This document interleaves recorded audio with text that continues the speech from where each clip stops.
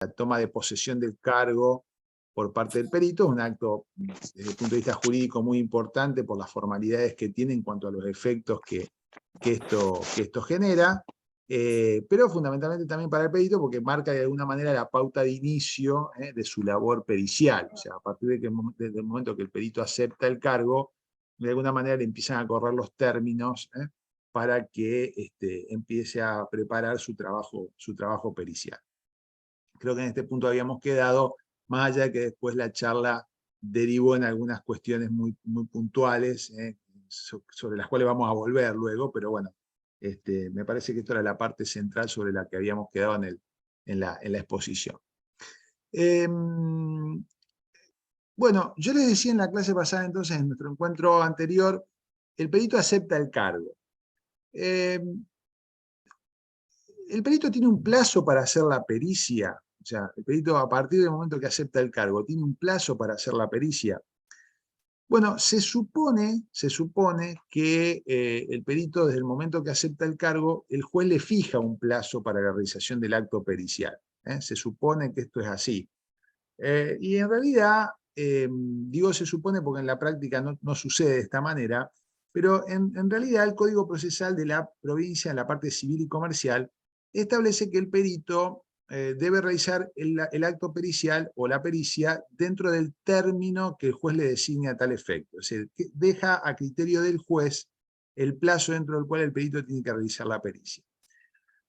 A diferencia del Código Procesal Laboral, a diferencia del Código Procesal Civil, digo, el Código Procesal Laboral de la provincia de Santa Fe establece un plazo dentro del cual el perito debería hacer la pericia, plazo que es de 10 días hábiles judiciales, en lo cual en realidad, o sea, estamos hablando de 2 semanas, lo cual en realidad es un término absolutamente incumplible, o sea, es materialmente imposible hacer una pericia dentro del término de 2 semanas.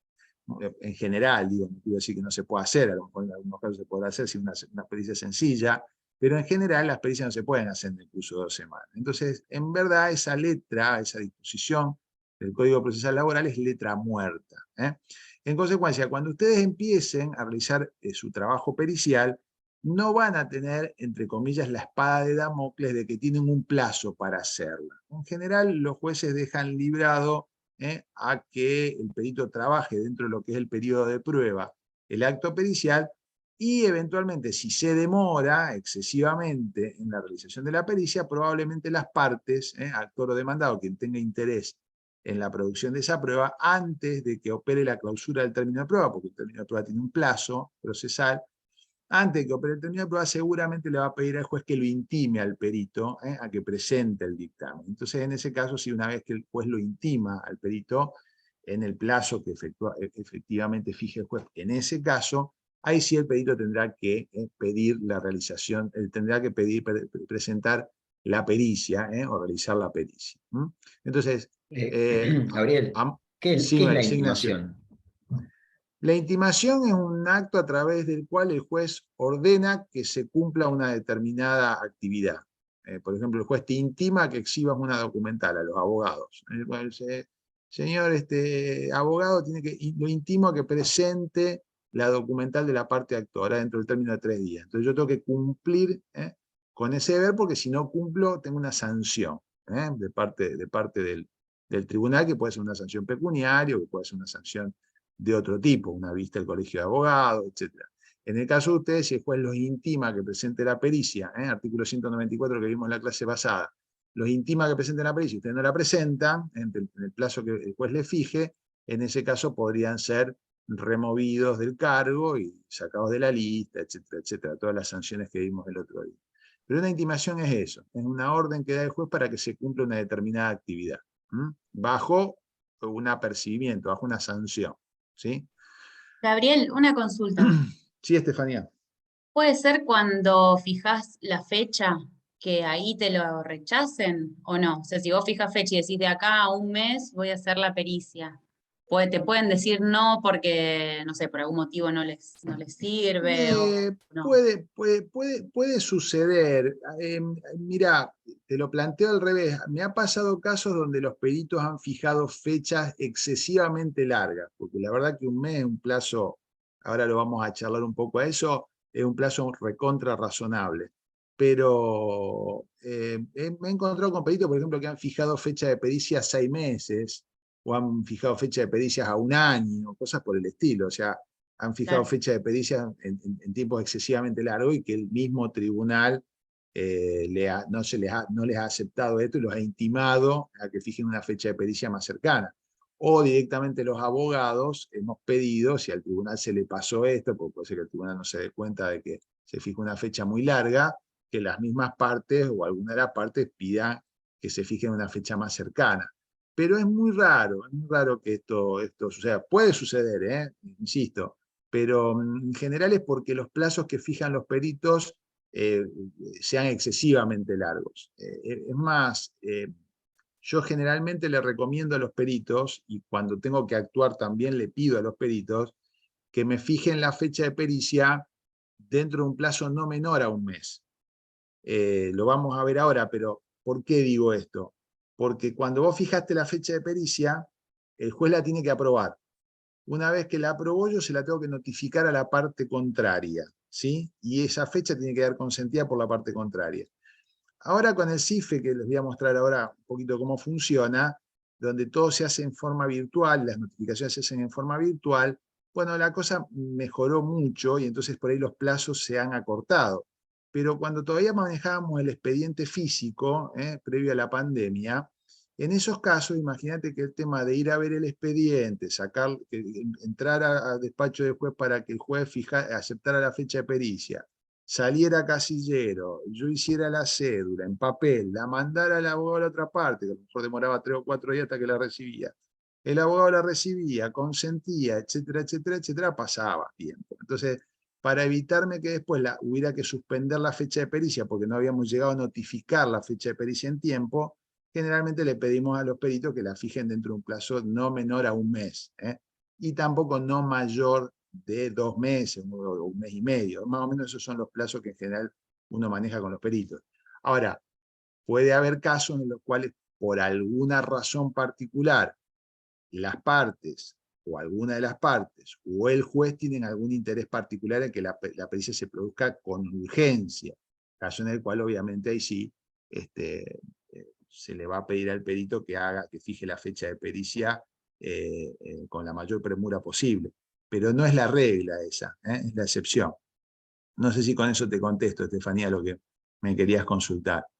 Sí, sí, y desde que se hace la pericia hasta que se presenta el informe, ahí también hay un tiempo, no sé si obligatorio, pero digamos que se maneje normalmente.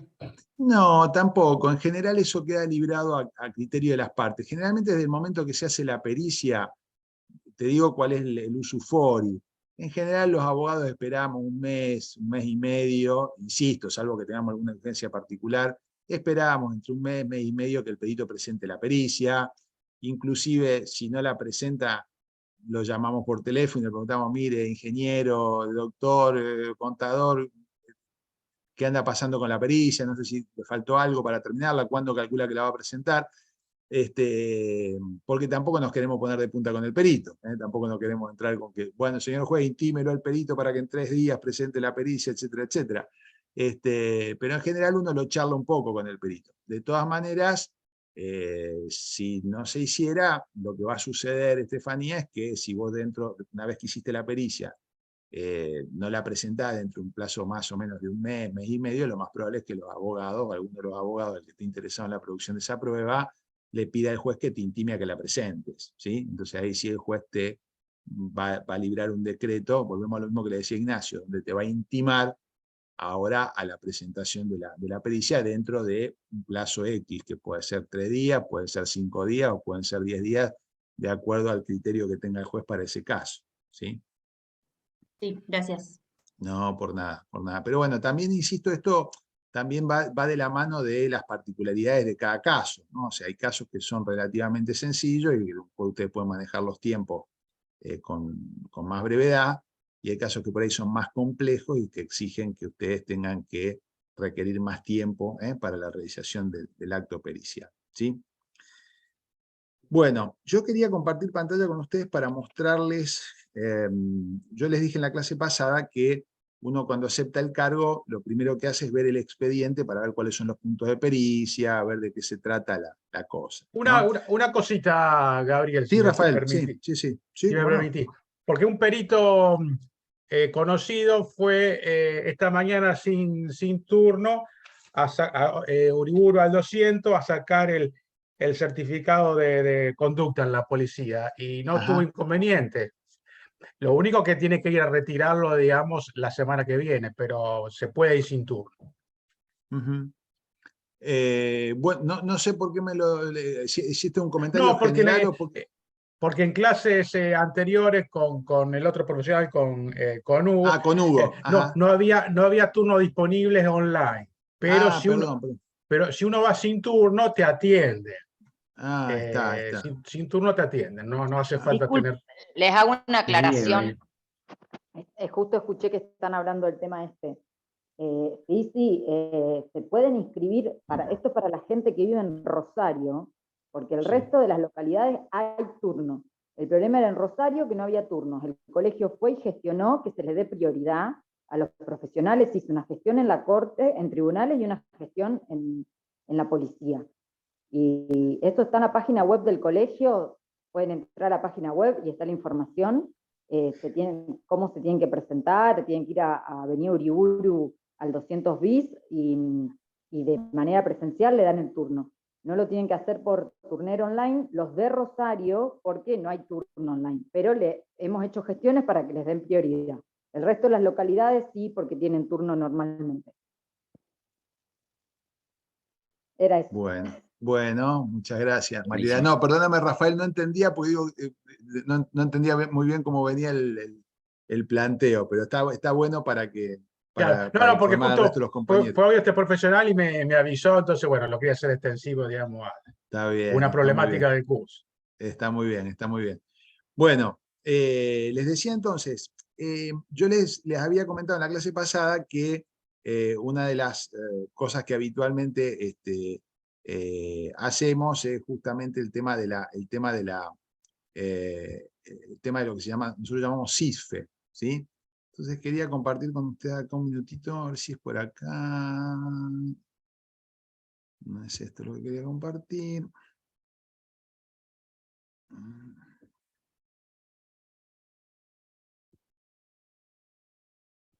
A ver si es por acá. Bueno, cuando ustedes acepten el cargo en un expediente, tengan que aceptar el cargo en un expediente, van a tener que ingresar a este sistema que se llama CISFE, que es un sistema de autoconsulta de expediente del Poder Judicial. Esto nació en realidad como un sistema a través del cual, esto está en la página del Poder Judicial, ¿no? O sea, se van a la página del Poder Judicial y en una de las pestañas tienen la autoconsulta de expedientes. Les decía, había nacido como un sistema de autoconsulta para que los abogados simplemente pudiéramos hacer un seguimiento de los expedientes, pero en realidad no permitía la tramitación de los expedientes. Después se lo adaptó para la tramitación de los expedientes durante la pandemia y quedó. Entonces, bueno, uno ingresa al CIFE. Fíjense que una vez que uno ingresa, le da la opción de matriculados u otros, porque en realidad podemos ingresar como profesionales, ustedes como ingenieros van a poder ingresar, y otros porque los particulares, por ejemplo, el actor o el demandado, pueden ingresar con una clave que les tiene que dar el tribunal a tal efecto. Yo voy a ingresar como matriculado. Fíjense que acá se les abre una pequeña ventanita acá a la izquierda, circunscripción. La provincia de Santa Fe tiene 5 circunscripciones judiciales, con cabeceras, coinciden con lo que se llaman nodos también, ¿no? La circunscripción 1 que tiene cabecera en la ciudad de Santa Fe, la circunscripción 2 que tiene cabecera en la ciudad de Rosario, la circunscripción 3 que tiene cabecera en Venado Tuerto, la 4 en Reconquista y la 5 Rafaela. Cada circunscripción comprende varios tribunales, varios distritos judiciales. Por ejemplo, la circunscripción Rosario comprende a los tribunales, obviamente, de la ciudad de Rosario, de la ciudad de Villa Gobernador Galvez, de Arroyo Seco, de Villa Constitución, de Casilda, de Cañada de Gómez, de Las Rosas, de San Lorenzo, y bueno, creo que dije todas. Me puede estar faltando. Firmat, Creo me que, parece. no, Firmat está en Venado Tuerto, corresponde a Venado Tuerto, no corresponde a la circunscripción Rosario. Tengo la idea que, no sé si mencioné Casilda, pero bueno, Casilda está incluida dentro de la circunscripción Rosario. Firmat, Melincué, Rufino, Venado Tuerto, obviamente, están comprendidos dentro de la circunscripción Venado Tuerto. Estas son las del sur, ¿no? Después ya Reconquista del norte, Rafaela centro-oeste y Santa Fe centro-oeste de la provincia. Bueno, en el caso mío, yo voy a ingresar acá a la circunscripción Rosario. Después tienen la opción de colegio, fíjense que les da varias opciones, ustedes están acá, ingenieros especialistas, o los ingenieros en higiene y seguridad ocupacional. No todos los colegios, o sea, no todas las especialidades están, pero cada vez se van incorporando la mayor cantidad. En el caso mío, ingreso como abogado, tengo que ingresar mi matrícula profesional y tengo que ingresar mi contraseña, y esto me permite ingresar al sistema. Fíjense que en el sistema hay determinados filtros de búsqueda, o sea, ustedes pueden buscar expedientes por de distintas maneras. Pero bueno, lo importante para mí, esto como abogado, y a ustedes les va a pasar también, yo tengo notificaciones del Poder Judicial, o sea, me está avisando el sistema que yo he recibido hoy notificaciones de parte del Poder Judicial, lo cual tengo que revisar, porque eso digamos, yo quedo notificado por el solo hecho que en el sistema me cargaron la notificación, ya no es como antes que solamente quedaba notificado con una cédula, quedo notificado desde el momento en que, así que bueno, esto eventualmente después lo tendré que revisar, y quiero ver los expedientes que tengo, ¿sí? Voy a buscar un expediente, que es un expediente mío, un expediente de un caso particular. Busco por la carátula. La carátula comienza con el apellido Escalante, ¿sí? Entonces hago la búsqueda y me van a aparecer todos los expedientes que tienen, porque aparecen con mi nombre. He tenido varios juicios. La mayor parte son del cobro de honorario, así que, pero bueno. Tomo uno, que en este caso es un expediente que recientemente iniciado, ¿sí? Y fíjense que acá se desarrolla acá tengo toda la vista del expediente, o sea, primero la carátula del expediente. ¿Se acuerdan que yo el otro día le decíamos, todo expediente tiene una carátula, el nombre del actor, el nombre del demandado, de la demandada y la causa. El número de quij, que es este numerito que está acá, el número de expediente, que es este numerito que está más cortito acá, el juzgado donde está radicando la causa, en este caso el juzgado de primera instancia de circuito número 4 de la ciudad de Rosario, cuándo fue la fecha de ingreso del expediente, o sea, cuándo se empezó el expediente, y en qué situación está actualmente el expediente. La ubicación actual en trámite interno. Esto significa que el expediente por algún motivo está dentro del circuito interno del tribunal porque están haciendo algo. Seguramente se presentó un escrito donde se pidió algo y por lo tanto el tribunal lo tiene que proveer, ¿sí? Y acá tengo distintas opciones, como por ejemplo ver el expediente en forma digital online o descargar el expediente. O sea, esto me permite descargarlo en un archivo PDF y ver tener todo el expediente en un archivo PDF. Hacer la presentación de escritos, hacer la presentación de las cédulas, o sea, cuando tengo que mandar una cédula, y eventualmente, si tengo cuentas judiciales abiertas, no es el caso de este expediente, pero si tengo cuentas judiciales abiertas en el Banco de Santa Fe o en el Banco Municipal de Rosario, que son los dos agentes financieros con los cuales trabaja la justicia provincial, pues bueno, lo puedo consultar aquí. Yo puedo consultar acá el saldo que tienen esas cuentas judiciales, ¿sí?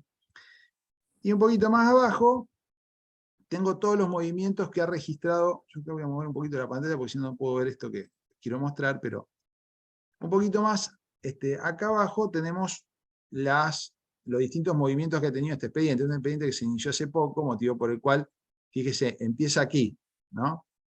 Empezó acá con la presentación de una demanda. Entonces, para mostrarles un poco qué es, ahí, corro para poder ver, si no, no lo voy a, ahí estamos. Si yo pongo ahí, quiero ver qué dice la demanda. Abro ahí. abro ahí, se me descarga el escrito pertinente, en este caso el escrito de demanda, y lo abro, ¿sí? Entonces acá tengo una demanda judicial. Esto se llama foja 0, que es un formulario que tenemos que llenar los abogados cuando iniciamos una demanda judicial,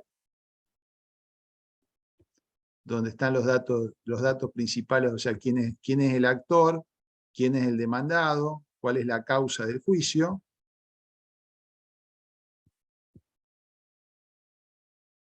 Y Gabriel, ¿cómo te va? Hola Mauro, ¿cómo te va? Buenas tardes, muy bien, muy bien. Perdón por llegar tarde. Quizás lo dijeron, lo escuché. Acá en Rafaela, yo estoy ingresando como otros, lo cual tengo cuestiones restringidas, solamente de visualización. No puedo presentar escritos, sino que lo estoy presentando por mail, no puedo presentarlo por cifra. Ahí pide una contraseña para entrar como matriculados. ¿Quién me otorga esa contraseña? El mismo juzgado. Y ahí, porque yo lo he pedido y es como que, o le pedí a la persona equivocada, no sabían qué decirme. Acá en Rosario, te digo más, yo estoy vinculado al expediente porque yo lo inicié y obviamente automáticamente desde el momento que lo inicié el sistema me vincula al expediente como iniciador. Pero suponete que yo fuera demandado acá, ahora les voy a mostrar la pantalla. Si yo fuera demandado... perdón, pero no es la contraseña del expediente, es una contraseña mía. Yo la contraseña del expediente sí lo tengo. Si vos ingresás como otro, tenés que ingresar con una contraseña que te da el juzgado. Juzgado del expediente.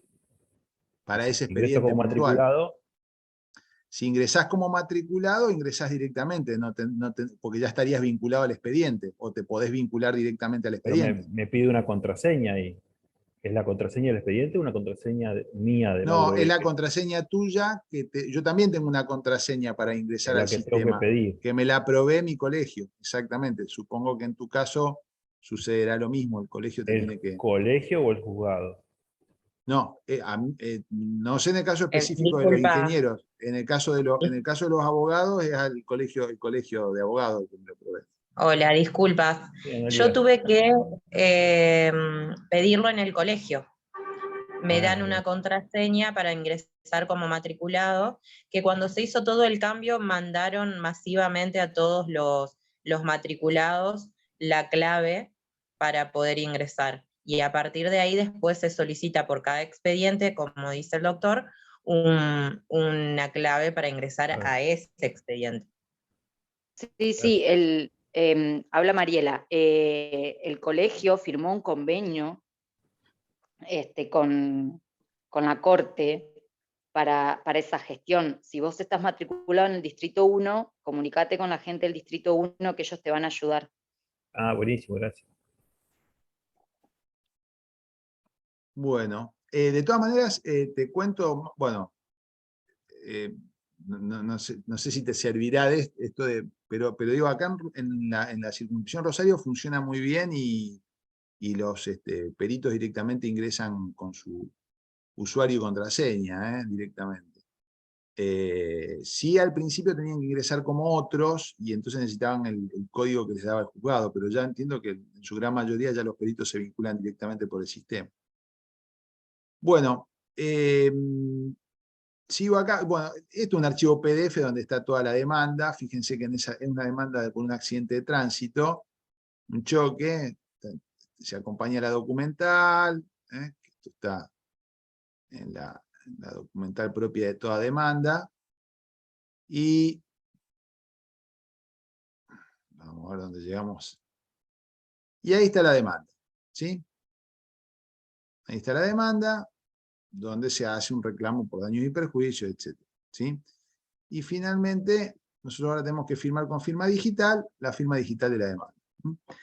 Normalmente ustedes van a tener que consultar los escritos del expediente para ver dónde están los puntos de pericia. En este caso, en una demanda donde los puntos de pericia todavía no están porque se hace el ofrecimiento de prueba con posterioridad. Pero, por ejemplo, si fuera una demanda en un colegiado de daños, seguramente consultarían los puntos de pericia en la demanda, o en la contestación de demanda. Fíjense que la colega que compareció en este juicio, cuando recibió la cédula, solicitó vinculación. Vincula profesional al expediente por autoconsulta. ¿Por qué? Porque ella seguramente no tenía, o sea, seguramente no, ella no estaba vinculada al expediente, entonces tiene que entrar por la opción vinculación. ¿Cómo lo hacemos nosotros? Si es que la pantalla que ustedes ven es similar a esta, vamos a presentación de escritos. En presentación de escritos nos da la opción de nuevo. Acá, por supuesto, puedo ver todos los escritos que yo presenté en este expediente, pero en este caso iríamos a nuevo escrito, ¿sí? Y entre otras opciones, como yo ya estoy vinculado, no me va a aparecer la opción de primera vinculación, pero puedo solicitar, puedo presentar escritos de distinta índole, ¿no? Por ejemplo, en este caso, vinculación del profesional por autoconsulta. Y entonces acá seguramente podría poner, bueno, comparece en el juicio. Estamos suponiendo.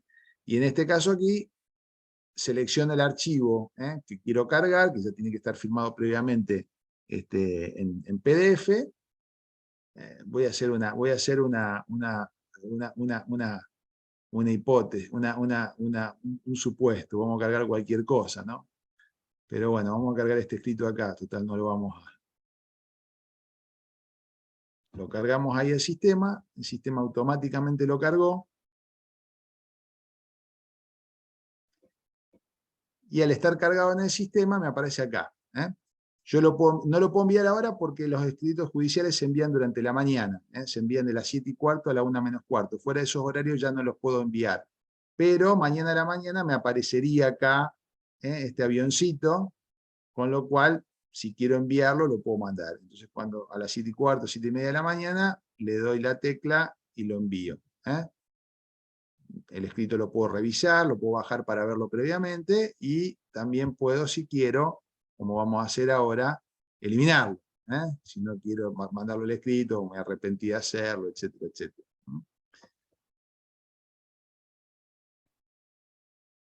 Bueno, ¿por qué les traigo a colación esto? Porque actualmente ustedes van a tener, seguramente se van a vincular al expediente, primero cuando acepten el cargo, a lo mejor lo pueden ver en físico, pero seguramente el análisis del expediente lo van a hacer a través del sistema de autoconsulta CIFE, o sea, lo van a ver en forma digital. Y entonces en forma digital tendrán que buscar los puntos de pericia, o tendrán que buscar los puntos, el ofrecimiento de prueba de la parte actora, de la demanda, etc. Pueden hacerlo por esta vía. Ya no es como antes, que se tenían que llevar el expediente a su estudio o a su oficina, y hacer el análisis ahí y después eventualmente volver y dejar el expediente con la fecha de pericia. Bueno. Perdón, una pregunta. Sí, Estefanía. A mí me pasaba lo mismo que entendí que le pasaba a Mauro, que yo mandaba el escrito por mail porque entraba como otros, no como entraste recién. Y después ya no es necesario presentarlo en papel, ¿no es cierto? O sea, queda ahí en el sistema y después el expediente físico no existe, digamos, o sí existe. Mirá, estamos en una etapa intermedia, es muy pertinente tu pregunta. Estamos en una etapa intermedia porque nosotros todavía no tenemos legislado sobre el expediente electrónico. Todo esto que yo te estoy mostrando es algo, de hecho, que la Corte Suprema de Justicia de la provincia ha de alguna manera acordadas, pero en verdad no hay ninguna disposición legal que permita que un expediente se tramite en forma digital. En consecuencia, estamos en este momento en un sistema dual. ¿Por qué? Porque presentamos todo en el CIFE, seguimos todo a través del sistema CIFE, pero todo lo que vos estás viendo, todo lo que yo te estoy mostrando, cuando lo recibe el juzgado, lo tiene que imprimir en papel y agregarlo al expediente. O sea que nosotros en este momento tenemos el expediente virtual en el CIFE y paralelamente un expediente físico, ¿sí? Que es el que está en soporte papel. Y que es en este momento el legalmente válido. La idea a futuro, y a un futuro no muy lejano, es que desaparezca el expediente papel y que solamente quede el expediente virtual, como tiene, por ejemplo, el Poder Judicial de la Nación, o el Poder Judicial de Provincia de Buenos Aires también, de manera tal de que ya directamente se despapelice totalmente. Pero en realidad, Estefanía, en este momento tenés el CIFE por un lado y paralelamente el expediente físico, el expediente en formato papel. que es el que legalmente tiene validez. ¿Sí? Pero tengo otra pregunta. No me quedó claro Sí, una perdón, cosa. perdón, discúlpame. Por Sí. eso, cuando vos vas al tribunal, seguís viendo los casilleros con los expedientes clásicos. O sea, los expedientes siguen existiendo como existieron siempre. Sí, perdón, Mauro. A mí me designan como perito, me llega una cédula que es la primera información que tengo que estoy asignado a ese expediente. Yo, supongamos que puedo entrar como matriculado. Yo, al entrar como matriculado, ¿ya veo el expediente ese en mi sesión? Porque ¿cómo hago para solicitar la incorporación si no puedo entrar al expediente? A ver, Como primera vez. No, la primera vez, si es como es con los abogados, O sea, directamente. el abogado es uno, perdón, porque vos lo iniciás al expediente. Sí, pero acordate que yo no solamente soy abogado del actor, también puedo ser abogado del demandado. Y si soy abogado mi cliente, suponete viene un cliente mío y me dice, mire doctor, me llegó esta cédula en formato papel diciéndome que me iniciaron una demanda por un juicio laboral. Yo al expediente laboral. En realidad, bueno, vuelvo al sistema, supongo que para usted va a ser lo mismo, pero vuelvo acá al CIFE. El juzgado ahí en ese momento ni siquiera sabe quién va a ser el abogado. No, en absoluto. Ni siquiera el abogado del actor sabe quién va a ser el abogado. Pero suponete que vos venís con una cédula y me decís, mira, me llegó una demanda judicial. Y yo tengo, y en la demanda dice, bueno, que el juicio se inició en el juzgado tal, te pasa los datos, como vimos ayer, en la cédula tenés todos los datos del expediente. Entonces, ¿yo qué tengo que hacer? Ingreso al CIFE y me voy a una opción que se llama gestión de escritos. Y en gestión de escritos tengo una opción que dice, fíjate vos, nuevo escrito para cualquier expediente o primera vinculación. Entonces, cuando yo pongo primera vinculación, me pide el QUIG del expediente donde yo me quiero vincular. ¿Sí? No te da acceso al expediente, pero te permite ingresar el escrito. Claro, no, y me da acceso al expediente, o sea, me va a dar acceso al expediente, ¿por qué? Porque suponete yo estoy poniendo esto porque me sale así, no sé qué expediente va a ser, pero suponete que fuera, fíjate que me permite buscarlo, no me deja entrar porque yo ya soy parte en esa causa. Pero, ¿qué pasaría acá? Yo pondría el número de QUIG de un expediente al que no estoy vinculado, me va a aparecer ahí el nombre del expediente y me va a decir si ese es el expediente al que me quiero vincular. Entonces, si confirmo que me quiero vincular ahí, entonces yo ahí ya ingreso. Acá me dice como qué quiero ingresar, si como actor o como demandado, y si soy demandado, el nombre de qué demandado quiero representar. ¿Y qué quiero hacer con esto? ¿Sí? Normalmente comparezco, contesto demanda, etcétera, etcétera, etcétera. Cargo el escrito, selecciono el archivo, cargo el escrito, contesto demanda, lo creo, ¿sí? Y posteriormente, a ver si se alcanza a ver acá, cuando lo alcanzo a ver acá porque no está, lo creo y una vez que lo creo, una vez que está creado, lo envío. ¿Sí? Una vez que lo envío, ya quedo vinculado al expediente automáticamente y por lo tanto a partir de ahí yo ya no tengo que hacer todo este trabajo, directamente le pongo el nombre o el quiz del expediente en los filtros de búsqueda y automáticamente me va a aparecer. ¿Me explico lo que te quiero decir, Mauro? Che, ¿y eso, Gabriel, no te acepta nadie para que vos te vincules a ese expediente? ¿Cómo, perdón? ¿No te acepta nadie, digamos, que la vinculación a ese expediente? Porque es como que yo, Ignacio Marín, y tengo un código cualquiera y me pongo el número de quiz, ingreso al expediente y ya me vinculo y puedo ver todo el expediente. Y no ¿No te aparece como...? El tema es que el juzgado te provea el escrito y te admita, porque si vos te presentás Por un eso, te tiene expediente, que admitir a alguien. claro, si vos vas a presentar un escrito, a ver, es lo mismo que yo me presente a un expediente judicial en papel. Yo voy y digo, señor juez, bueno, me vengo a comparecer en este expediente. Y si yo no soy abogado de ninguna de las partes, ni tengo ningún interés en el pleito, el juez me va a contestar y me va a decir, mire, ¿a título de qué usted está compareciendo acá?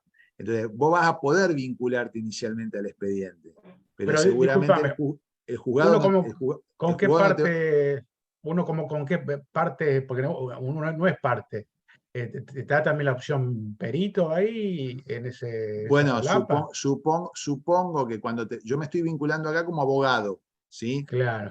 Supongo que en la pantalla de peritos, supongo que todas estas limitaciones, por ejemplo, para comparecer a los abogados, nos dicen, bueno, usted puede comparecer por la actora o por la demandada, y si comparece por la demandada, pues ya te aparece el nombre de los demandados. Juan, Pedro, José. ¿Por qué demandado comparece usted? Por José. Bueno, listo. Entonces ya queda cargado de esa manera. Después habrá que ver si Doctor, efectivamente estoy legitimado para representar a José, eso ya es una cuestión del expediente.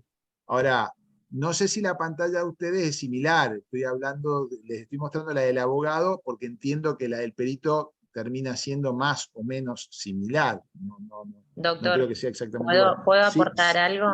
sí, lo que necesites o lo que quieras, por favor. Bien, porque yo justamente estaba viendo un expediente y esa opción para los peritos no la tenemos habilitada, la de vinculación directa.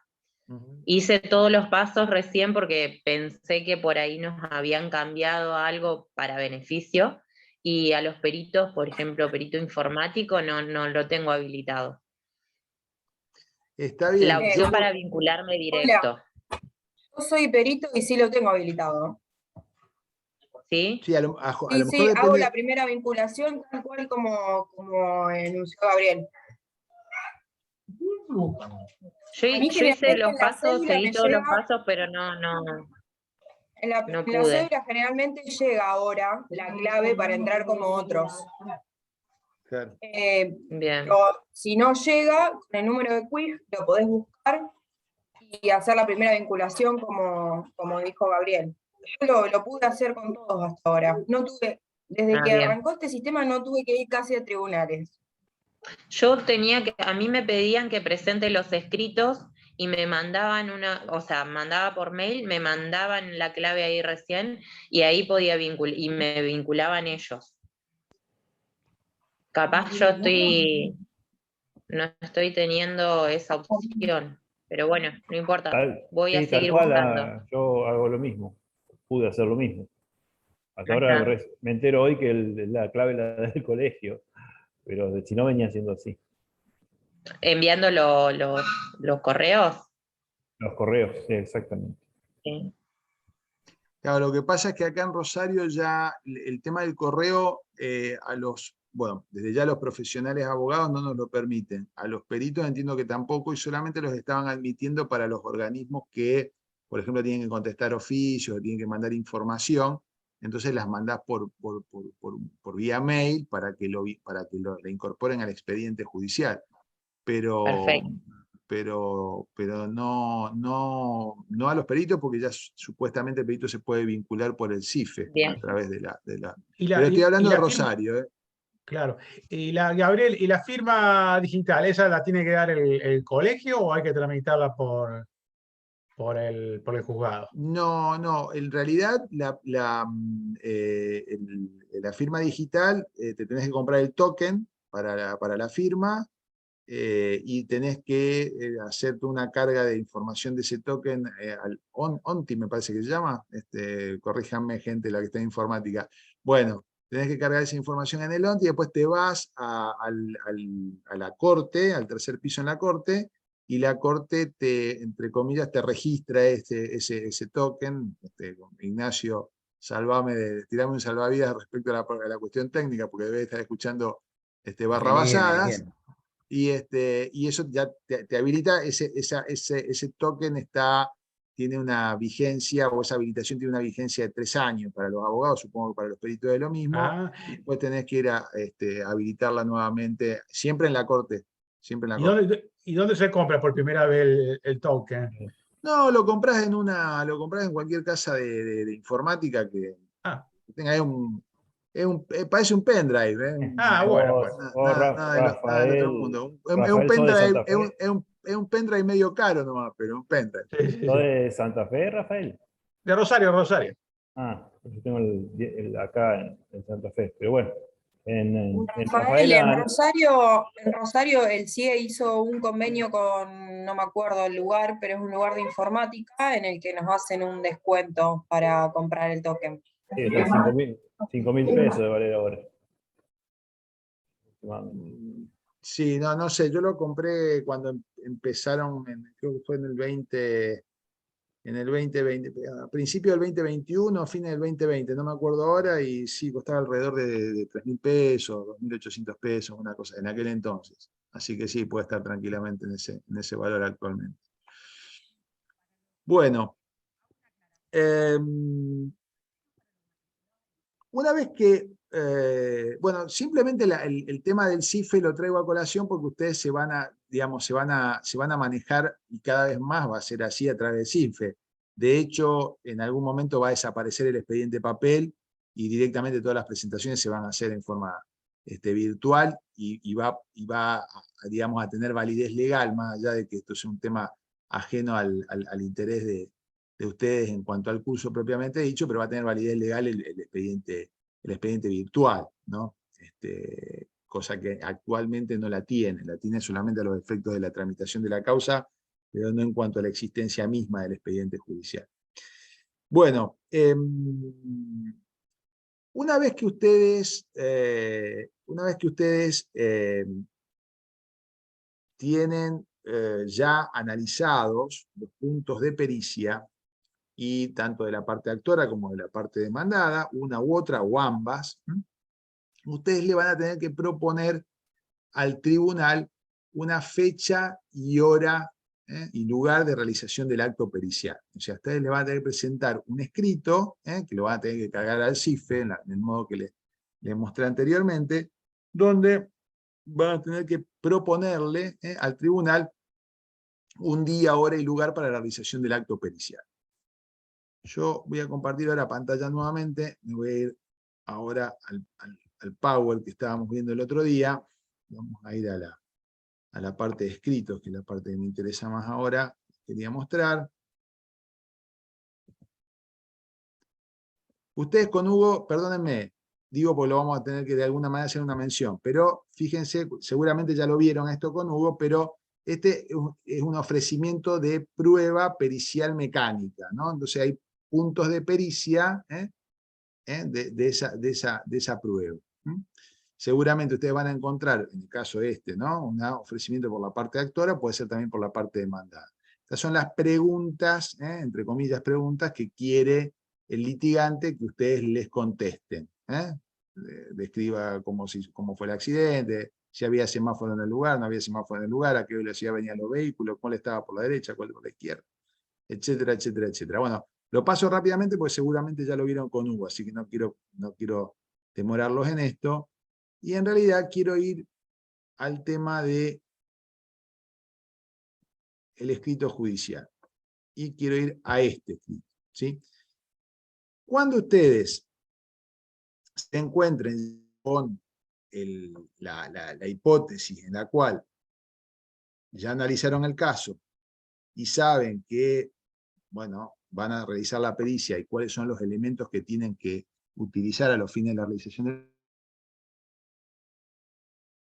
la pericia, un escrito donde, como vimos ayer, tendrán que establecer cuál es el título del escrito que le van a presentar, la presentación de ustedes, y le van a proponer un día, hora y lugar de pericia. Me detengo acá un minuto por el tema que estuvimos charlando ayer. ¿Por qué es importante que ustedes fijen un día, hora y lugar de pericia? Y agrego algo más, ¿por qué es ineludible que lo hagan? ¿Por qué no lo pueden dejar de hacer? Porque muchas veces los peritos, sobre todo los contadores, me dicen, mire doctor, no sé para qué ustedes quieren que nosotros fijemos día y hora y lugar de pericia, si yo total me llevo los libros, los analizo o veo los libros en tal o cual lugar y ya con eso puedo presentar el dictamen. ¿Para qué tengo que fijar un día, hora y lugar de pericia? El día y hora y lugar de pericia no es para el perito. El hecho de que el perito tenga que fijar un día, hora y lugar de pericia es para que las partes puedan controlar la producción de esa prueba. En todo proceso judicial rige el principio del derecho de las partes a controlar la producción de la prueba, que se le va a oponer. Cuando va a declarar un testigo, yo tengo derecho a ir a la audiencia en la cual declara el testigo, porque puedo hacerle preguntas, porque puedo impugnarlo, porque puedo tacharlo, porque lo que fuera. Como puedo no ir. Total, la audiencia la va a tomar el juez, ¿se entiende? Cuando yo pido una determinada información a un ente, le pido un informe al API sobre una determinada situación, yo tengo derecho a que el API me diga cuál es la fuente de la cual recaba esa información, porque tengo derecho a controlar que la fuente sobre la cual recabó la información sea fidedigna. ¿Está? Entonces siempre todo medio de prueba tiene que tener alguna forma o medio a través del cual las partes puedan controlar su producción. En el caso de la prueba pericial, es obligatorio que el perito fije un día, hora y lugar de pericia porque las partes tienen derecho a controlar la producción de la prueba, no porque el perito lo necesite, ¿sí? Lo debe hacer por este motivo. Por supuesto, hay casos donde para el perito es imprescindible fijar día, hora y lugar de pericia. Suponga en el caso de un médico. El médico tiene que ver, una persona tengo que dictaminar cuál es la incapacidad que tiene una persona después de un accidente. Y lo tengo que ver seguramente. Pero hay casos, insisto, donde mucha gente o muchos peritos me preguntan por qué lo tengo que hacer si no es necesario. Bueno, pues bien, no está pensado para usted. Está pensado para los litigantes. ¿Qué día tiene que ser el día que fijo la pericia? Bueno, por regla tiene que ser un día hábil judicial. ¿Qué significa día hábil judicial? Bueno, de lunes a viernes, salvo feriados o asuetos decretados por la Corte Suprema. ¿Estamos? No podría ser una pericia un domingo. No podría ser una pericia un día lunes, perdón, un día sábado, ¿sí? Porque no son días hábiles judiciales. No podría ser una pericia durante la feria judicial. A veces pasa que fijaron una fecha de pericia en julio, y justo para las vacaciones de julio. Pues bien, esa pericia no se puede realizar en esa fecha porque esa fecha no es hábil judicial. Si se hiciera la pericia en esa fecha, la pericia sería nula. Volvemos a lo que charlábamos ayer y vamos a volver a charlar hoy. Entonces, la pericia tiene que ser realizada en día hábil. ¿Puedo excepcionalmente proponer un día inhábil porque por circunstancia del caso es conveniente hacer la pericia en un día inhábil? Pues bien, si ustedes justifican el por qué lo tienen que hacer de esa manera, por ejemplo, supongamos que estoy haciendo una hipótesis muy burda, supongamos que ustedes tienen que hacer un control de ruido en un boliche bailable. Y el boliche bailable funciona el fin de semana, no funciona. O sea, si lo van a hacer un lunes o un martes, seguramente mucho ruido no van a encontrar. Entonces, probablemente tengan que hacer esa pericia en un día inhábil. Motivo por el cual le van a tener que explicar al juez por qué proponen hacerlo un día inhábil, y el juez tiene que habilitar que se haga la pericia en ese día expresamente. O sea, tiene que habilitar el día para realizar el acto pericial. Pasa lo mismo con las horas. ¿En qué horario lo tengo que hacer al acto pericial judicial? Y la hora hábil judicial es la que va desde las 8 de la mañana hasta las 8 de la noche.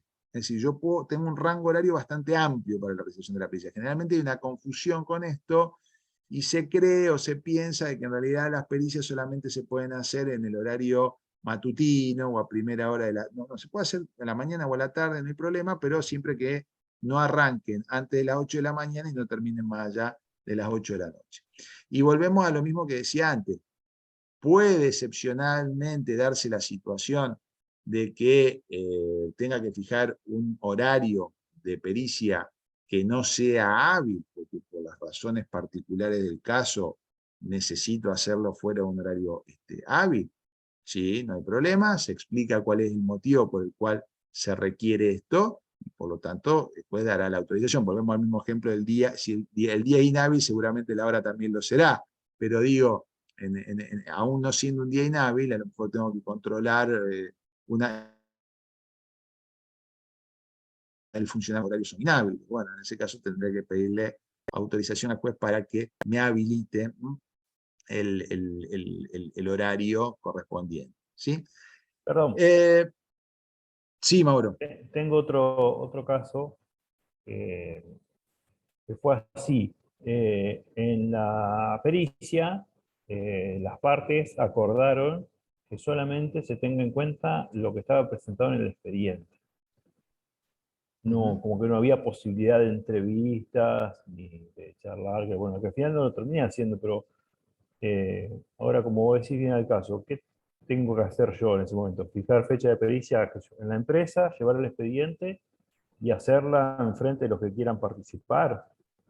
Sería en ese caso. Yo no necesito ver el lugar de trabajo porque expresamente han solicitado que sea por lo que dice el expediente, no por lo que yo veo. como normalmente lo hago en todas las pericias. Bueno, a ver, ahí hay algunas cuestiones a resolver. La primera es, por supuesto, el día, hora y lugar de pericia lo tenés que fijar. Sí. Y acá voy a un punto. Si las partes y el juez, si las partes pidieron y el juez ordenó, porque una cosa es que las partes lo pidan y que otra cosa es que después lo ordene, la parte puede pedir lo que se le dé la gana y que ver cómo lo provee el juez, ¿no? Pero si las partes lo pidieron y el juez ordenó que la pericia se haga, por ejemplo, con los elementos que están en el expediente y no podés salirte de los elementos que están en el expediente, pues seguramente en ese caso fijarás, por ejemplo, día, hora y lugar de pericia en tu estudio o en tu oficina y harás la pericia con el expediente y con los elementos que hay en el expediente, ¿sí? Si viene alguien, y si no viene nadie, lo hago. No, eso es independiente. Ahora vamos a ver el que viene o no viene, porque el tema de que viene o no venga también hay que tener cuidado, pero en principio vos podrías hacerlo en tu oficina, no hay problema. Si las partes lo pidieron y el juez no ordenó necesariamente que la prueba se produzca de esa manera, pues bien, en ese caso vos como perito podrías consultar al juez si efectivamente te tenés que atener a los elementos que pidieron las partes o si vos tenés libertad para la realización del acto pericial. En consecuencia, si hay libertad para el acto pericial, suponiendo que el juez diga usted hágala como usted considera de acuerdo a las reglas de su arte y oficio, en ese caso designarás día, hora y lugar de pericia, seguramente en el lugar donde vos tenés que hacer la constatación, que a lo mejor será la fábrica o el establecimiento donde lo tenés que hacer, donde naturalmente tenés que realizar tu labor, y harás la pericia en ese lugar y en esas condiciones, ¿sí? Perfecto.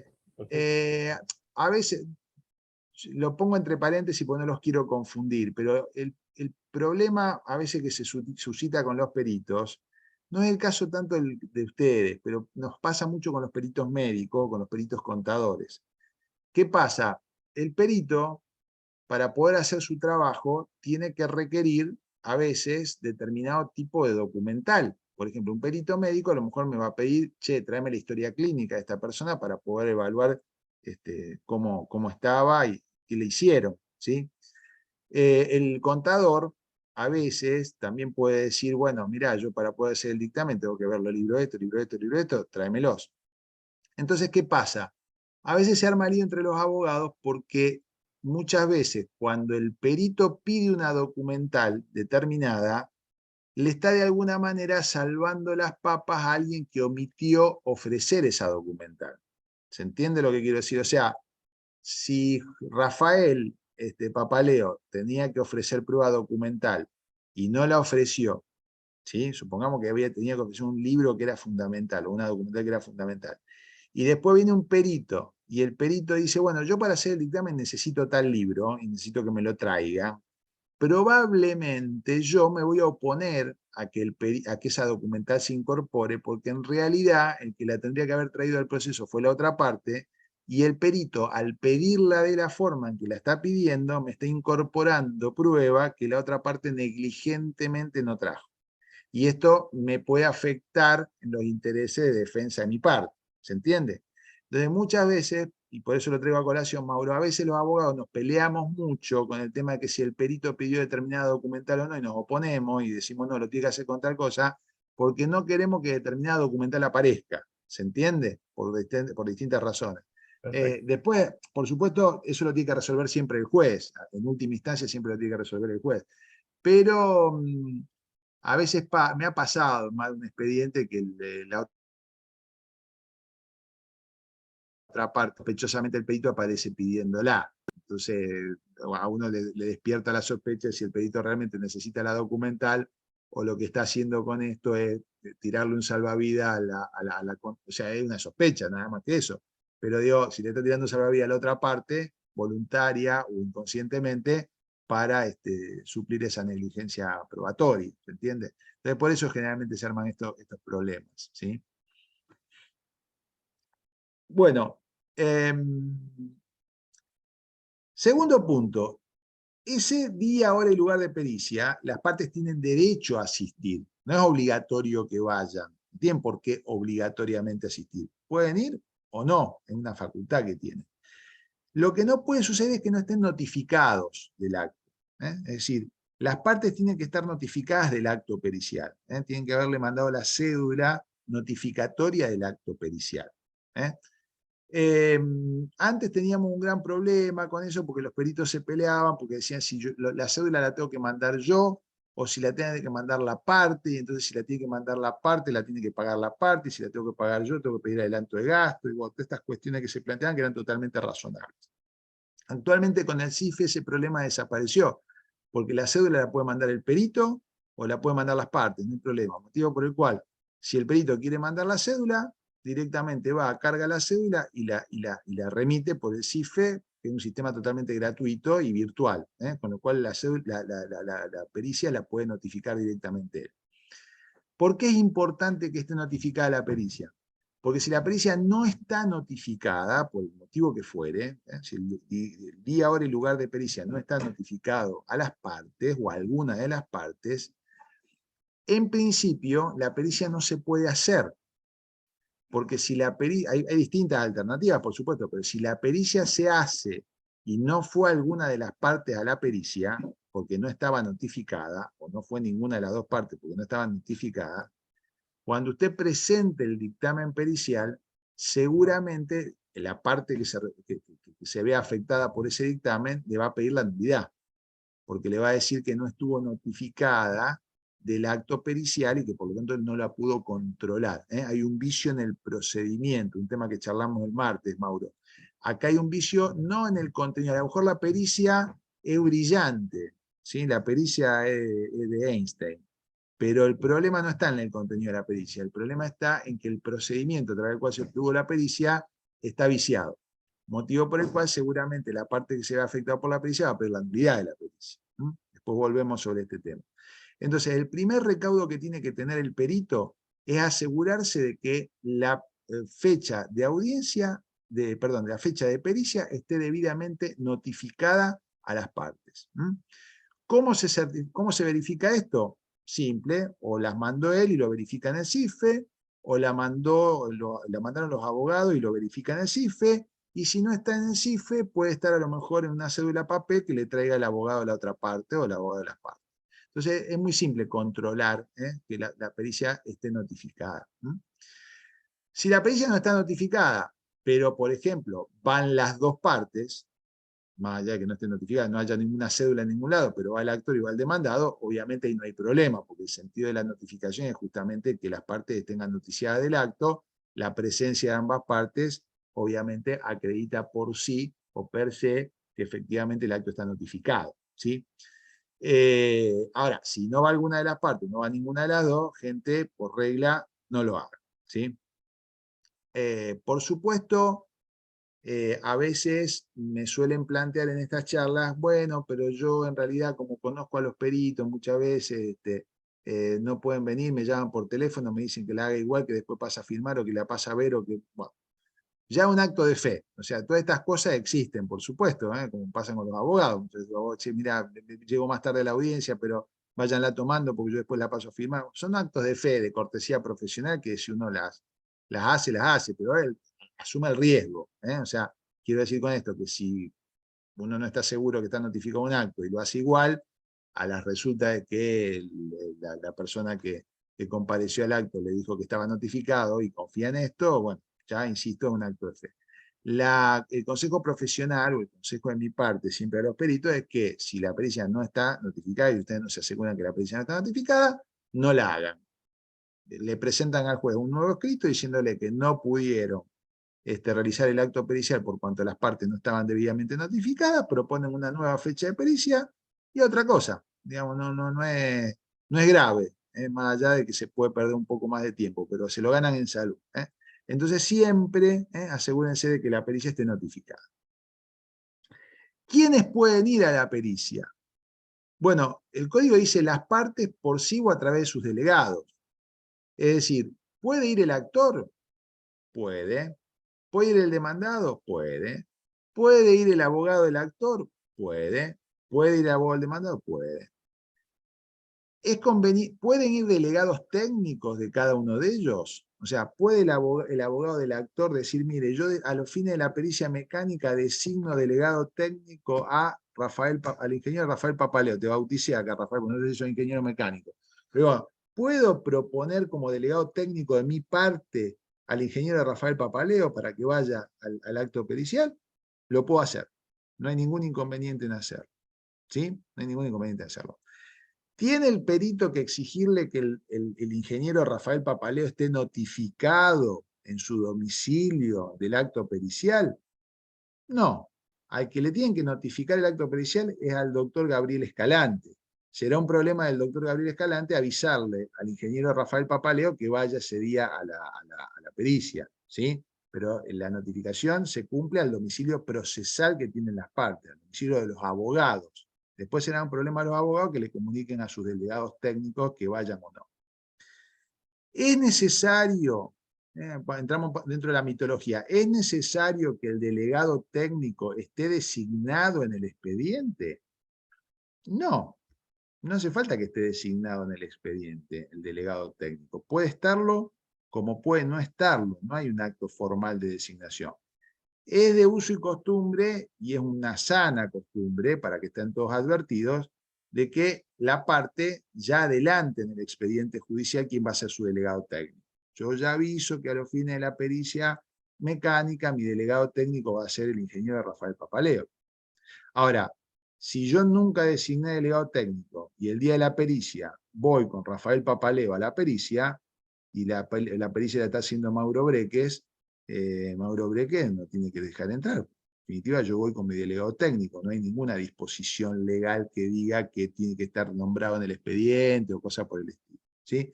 Entonces, ahora, si por supuesto ustedes tienen que hacer la pericia y les cae una persona diciendo, le cae Rafael Papaleo, le dice, yo soy el delegado técnico de la parte actora, ¿y dónde está la actora?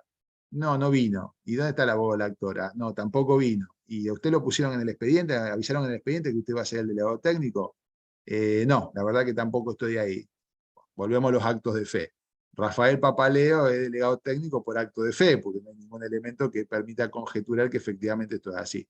Entonces, en ese caso, Mauro, si fuera quien está realizando la pericia, los agarro de ejemplo a ustedes dos porque lo tengo al lado de la pantalla, estimado, no por un acto de ponerlos incómodos. Pero digo, Mauro podrá decir, bueno, yo no le permito el ingreso a Rafael porque Rafael no tengo ninguna constancia que efectivamente sea el delegado de la parte actora. Y por supuesto no hay nulidad ni vicio de ninguna manera en esta situación.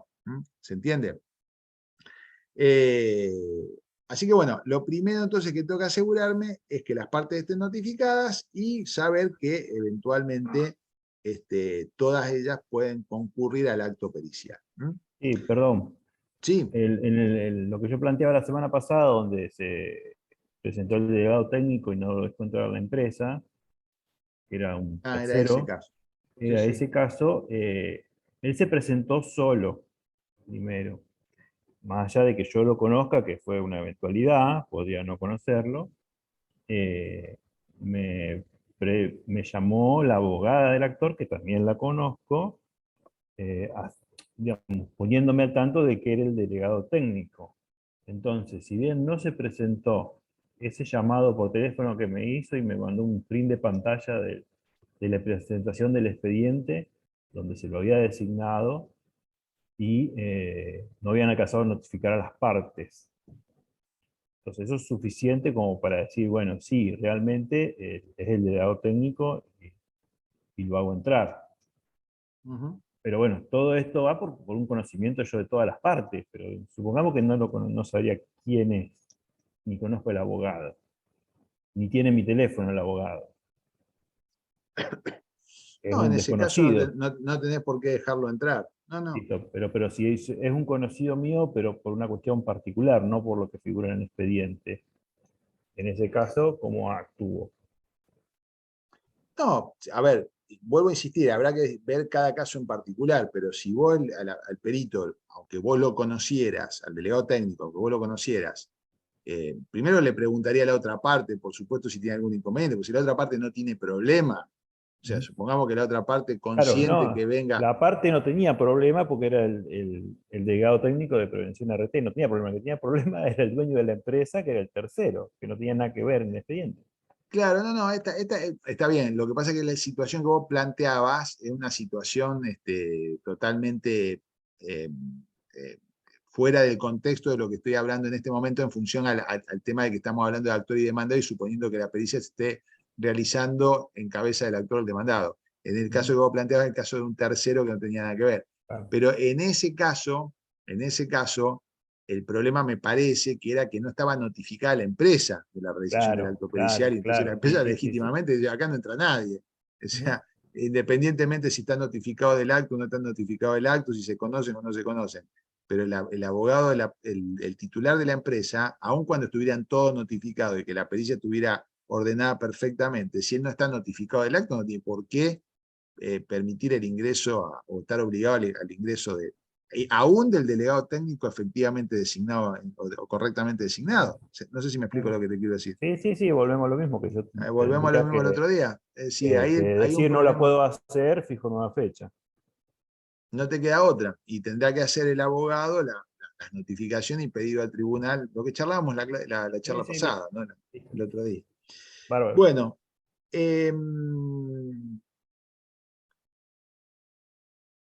¿cuál es el rol que tienen las partes o eventualmente los delegados técnicos en el acto pericial? O sea, ¿qué pueden hacer los delegados técnicos o hasta dónde pueden hacer los delegados técnicos en el acto pericial? Bueno, en realidad el delegado técnico no puede hacer gran cosa, en el sentido que el delegado técnico no me puede hacer la pericia, ni me puede decir cómo tengo que hacer la pericia, ni me puede decir cuáles son los puntos de pericia que tengo que contestar o los que no tengo que contestar o el modo que los tengo que contestar. En realidad el delegado técnico puede hacer las observaciones que estime pertinentes, puede hacer las sugerencias que estime pertinentes, puede dejar constancia de circunstancias que él estime pertinentes, pero la dirección de la pericia y el sentido que se le va a dar a la pericia la tiene el perito, ¿se entiende? O sea, el que tiene, entre comillas, y hablando mal y pronto, la sartén por el mango es el perito. Por lo tanto, es el perito el que decide qué va a tener en consideración y qué no va a tener en consideración, a qué le va a llevar el apunte al delegado técnico o no, ¿sí? Digo esto porque hay delegados técnicos y delegados técnicos. Hay gente que se ubica en tiempo, espacio y lugar y hace su trabajo correctamente, y hay gente que por ahí se pone media en rol de yo soy el perito y el perito no sabe nada y le voy a terminar haciendo la pericia, o medio que a veces se van a encontrar con situaciones donde medio como que los quieren prepear en la realización del acto pericial, porque obviamente el delegado técnico hace a veces una suerte de abogado de parte técnica, ¿no? O sea, va a tratar de llevar agua para su molino. El delegado técnico va a tratar no de buscar la verdad, esto dicho con todo respeto, pero digamos el rol para el cual también se lo contrata. Digo, no sé si para buscar la verdad, sino más bien para buscar que la pericia se incline en favor de los intereses de la parte a la cual está asesorando. Desde ya, o sea, yo cuando llamo a un delegado técnico, no es para que, o sea, si me dice la verdad del caso es para mi coleto propio, para mi información propia, pero a los fines de la pericia lo que quiero es que trate de preguntar o trate de incidir para que me sea lo más favorable posible. ¿Se comprende lo que quiero decir? Por eso les remarcaba acá la primera clase, el día martes, que es muy distinto el rol del delegado técnico del rol del perito oficial.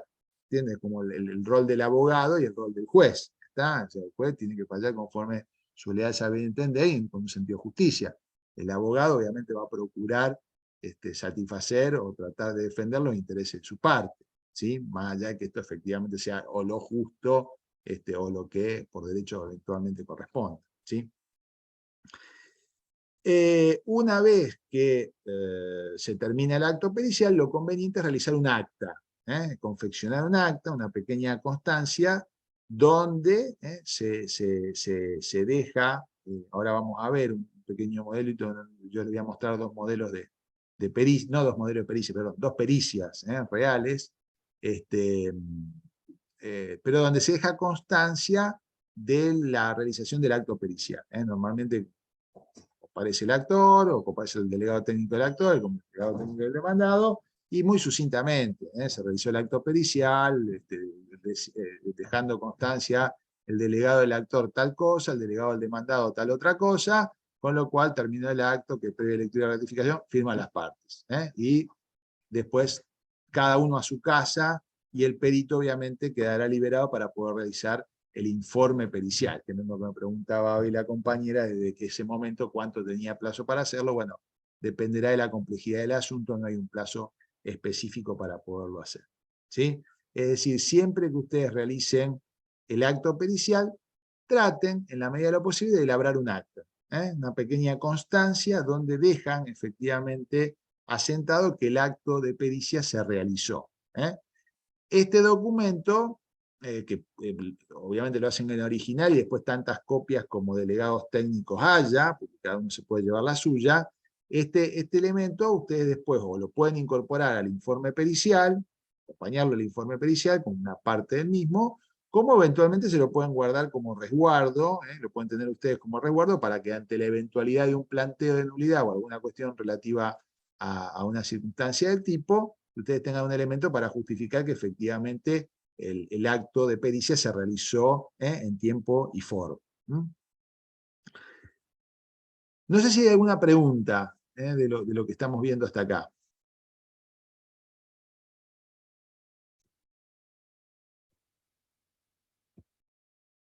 ¿Algo que me quieran consultar, no? Bueno,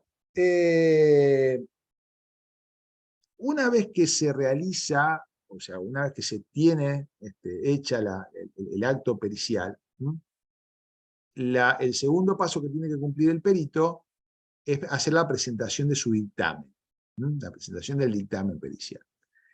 El Código Procesal, creo que con tino, con buen criterio, tanto el Código Procesal de Civil y Comercial como el Código Procesal Laboral, ninguno de los dos hace ningún tipo de acotación o de detalle acerca de qué debe decir la pericia o cuál es el formato que tiene que tener la pericia. Quiero decir, no hay ninguna disposición que diga, bueno, la pericia deberá contener un relato sucinto de los hechos, como por ejemplo pasa con las sentencias, ¿sí?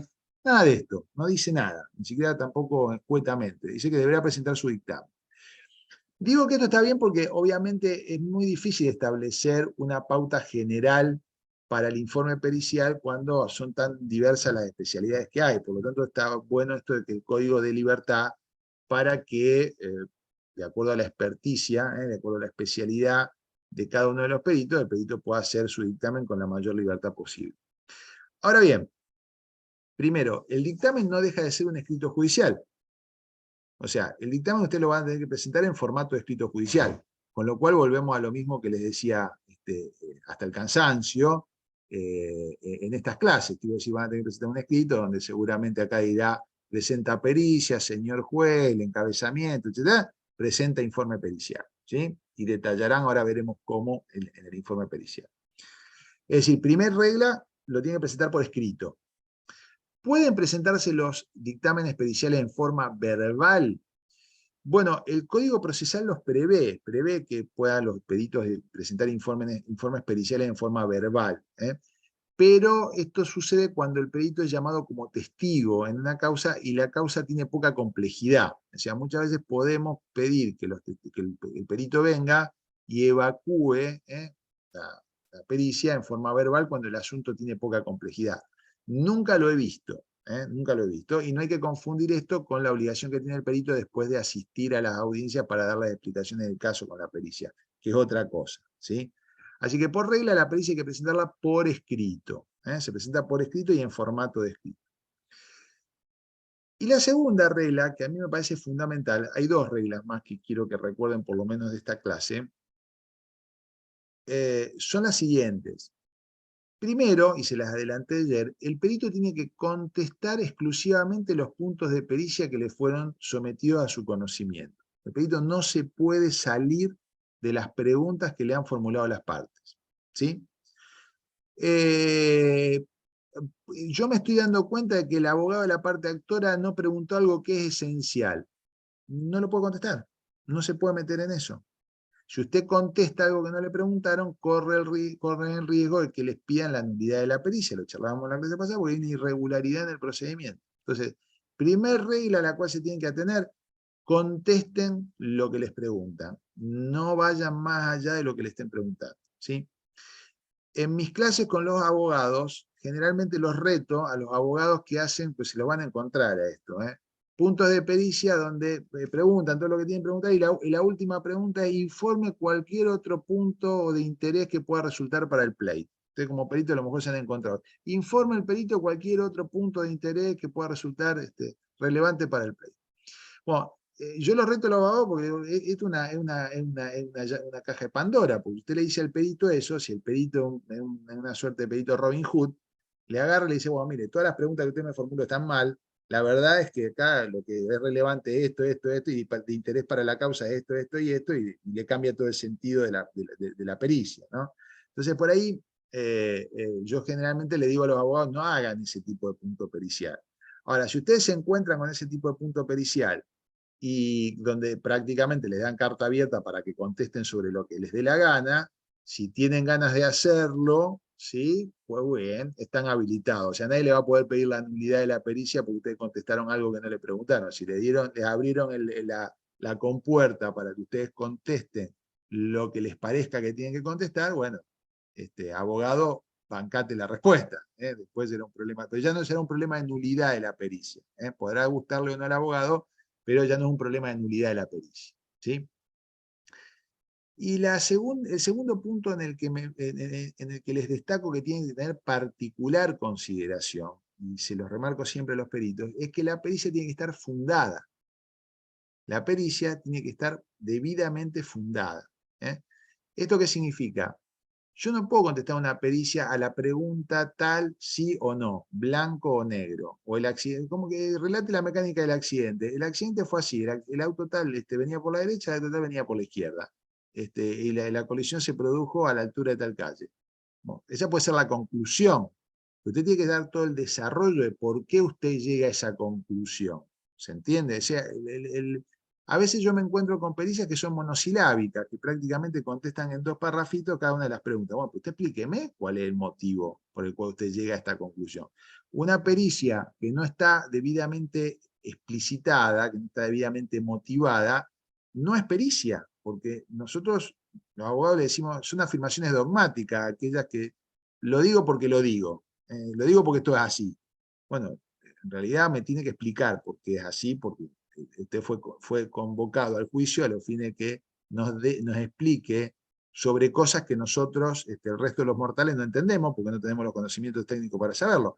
Motivo por el cual usted me tiene que explicar por qué llegó a esa conclusión, de manera tal de que yo, si no estoy de acuerdo con esa conclusión, la pueda rebatir con otro argumento, lo pueda hacer, ¿sí? Ahora, sería lo mismo que para hacerles un paralelismo, ¿no? Sería lo mismo que una sentencia, salgo un minutito así los veo a todos, pero sería lo mismo que una sentencia que dijera: bueno, y visto la demanda que le inició el señor Mauro Breque al señor Gabriel Escalante sobre cobro de pesos, fallo haciendo lugar a la demanda. Bueno, está todo bien, pero considerando dónde está, o sea, dónde está la explicación de por qué usted me está condenando, cuál es el motivo por el que me condena, ¿se entiende? Entonces pasa lo mismo con las pericias. Las pericias deben estar debidamente fundamentadas, debidamente explicitadas, de manera tal de que haya un hilo conductor, lógico. En la argumentación diríamos, en la argumentación jurídica diríamos, tiene que estar debidamente construido el silogismo lógico, premisa mayor, premisa menor, conclusión. Tengo que tener un desarrollo lógico que me permita decir: bueno, la conclusión es esta porque hay un desarrollo argumentativo que avala esa conclusión. Puede ser más extenso o menos extenso, más fundado o menos fundado, pero tiene que existir. De lo contrario, una pericia infundada no es tal. Y los abogados nos debatimos entre la nulidad y la impugnación. La pericia infundada, yo personalmente creo que una pericia infundada es una pericia nula, pero bueno, es una opinión personal. Pero digo, tengan cuidado con ese punto, ¿sí? Deban fundar debidamente, de acuerdo a su idea de saber y entender, por supuesto, el informe pericial.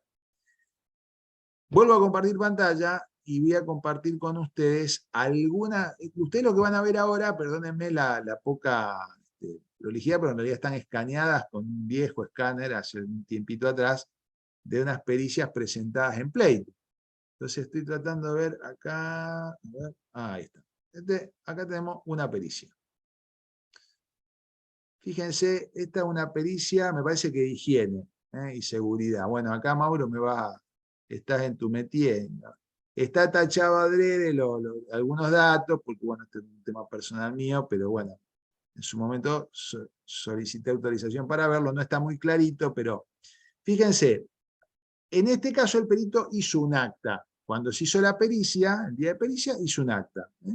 Muy sencilla, en la ciudad de Rosario, provincia de Santa Fe, a los tantos días del mes de noviembre del 2017, siendo las 9 horas, he suscripto, ingeniero fulano de tal, en mi carácter de perito de higiene y seguridad del trabajo, con domicilio constituido dentro de los autos caratulados tanto, sobre enfermedad profesional, quiz número tanto, tramitado ante tal juzgado.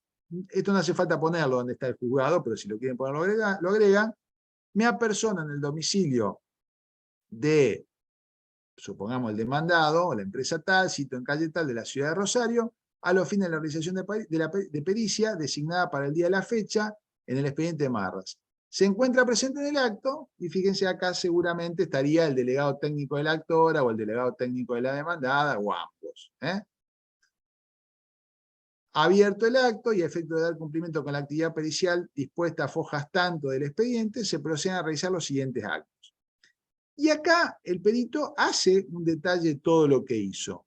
Hace un detalle de todo lo que hizo. Seguramente a lo mejor ya lo tiene preparado, pero él hace un detalle. ¿Es necesario hacerlo esto? En general no, generalmente se procede a realizar la actividad pericial dispuesta, y a lo mejor si las partes quieren dejar alguna observación o algún comentario lo hacen y punto, pero no hay que ser tan detallista, no tienen obligación de ser tan detallista, ¿sí? Y entonces finalmente, previa lectura y ratificación, firman los comparecientes en prueba de conformidad 3 ejemplares, de un mismo tenor y un solo efecto. ¿Por qué 3 ejemplares? Porque en este caso seguramente uno se lo quedaría el perito oficial, el original seguramente se lo quedaría para agregarlo al expediente, después una copia para él, y otra copia se la estaría dando a la persona que fue a la pericia. Yo haría 4 siempre, porque previendo que pueda haber 2 partes en la pericia. Esto lo hizo el día de la pericia. Esto lo hizo el día de la pericia. Y seguidamente, él presenta, se ve más o menos, perdónenme, porque yo por ahí, se ve más o menos es más o menos legible. Sí, sí. ¿Está?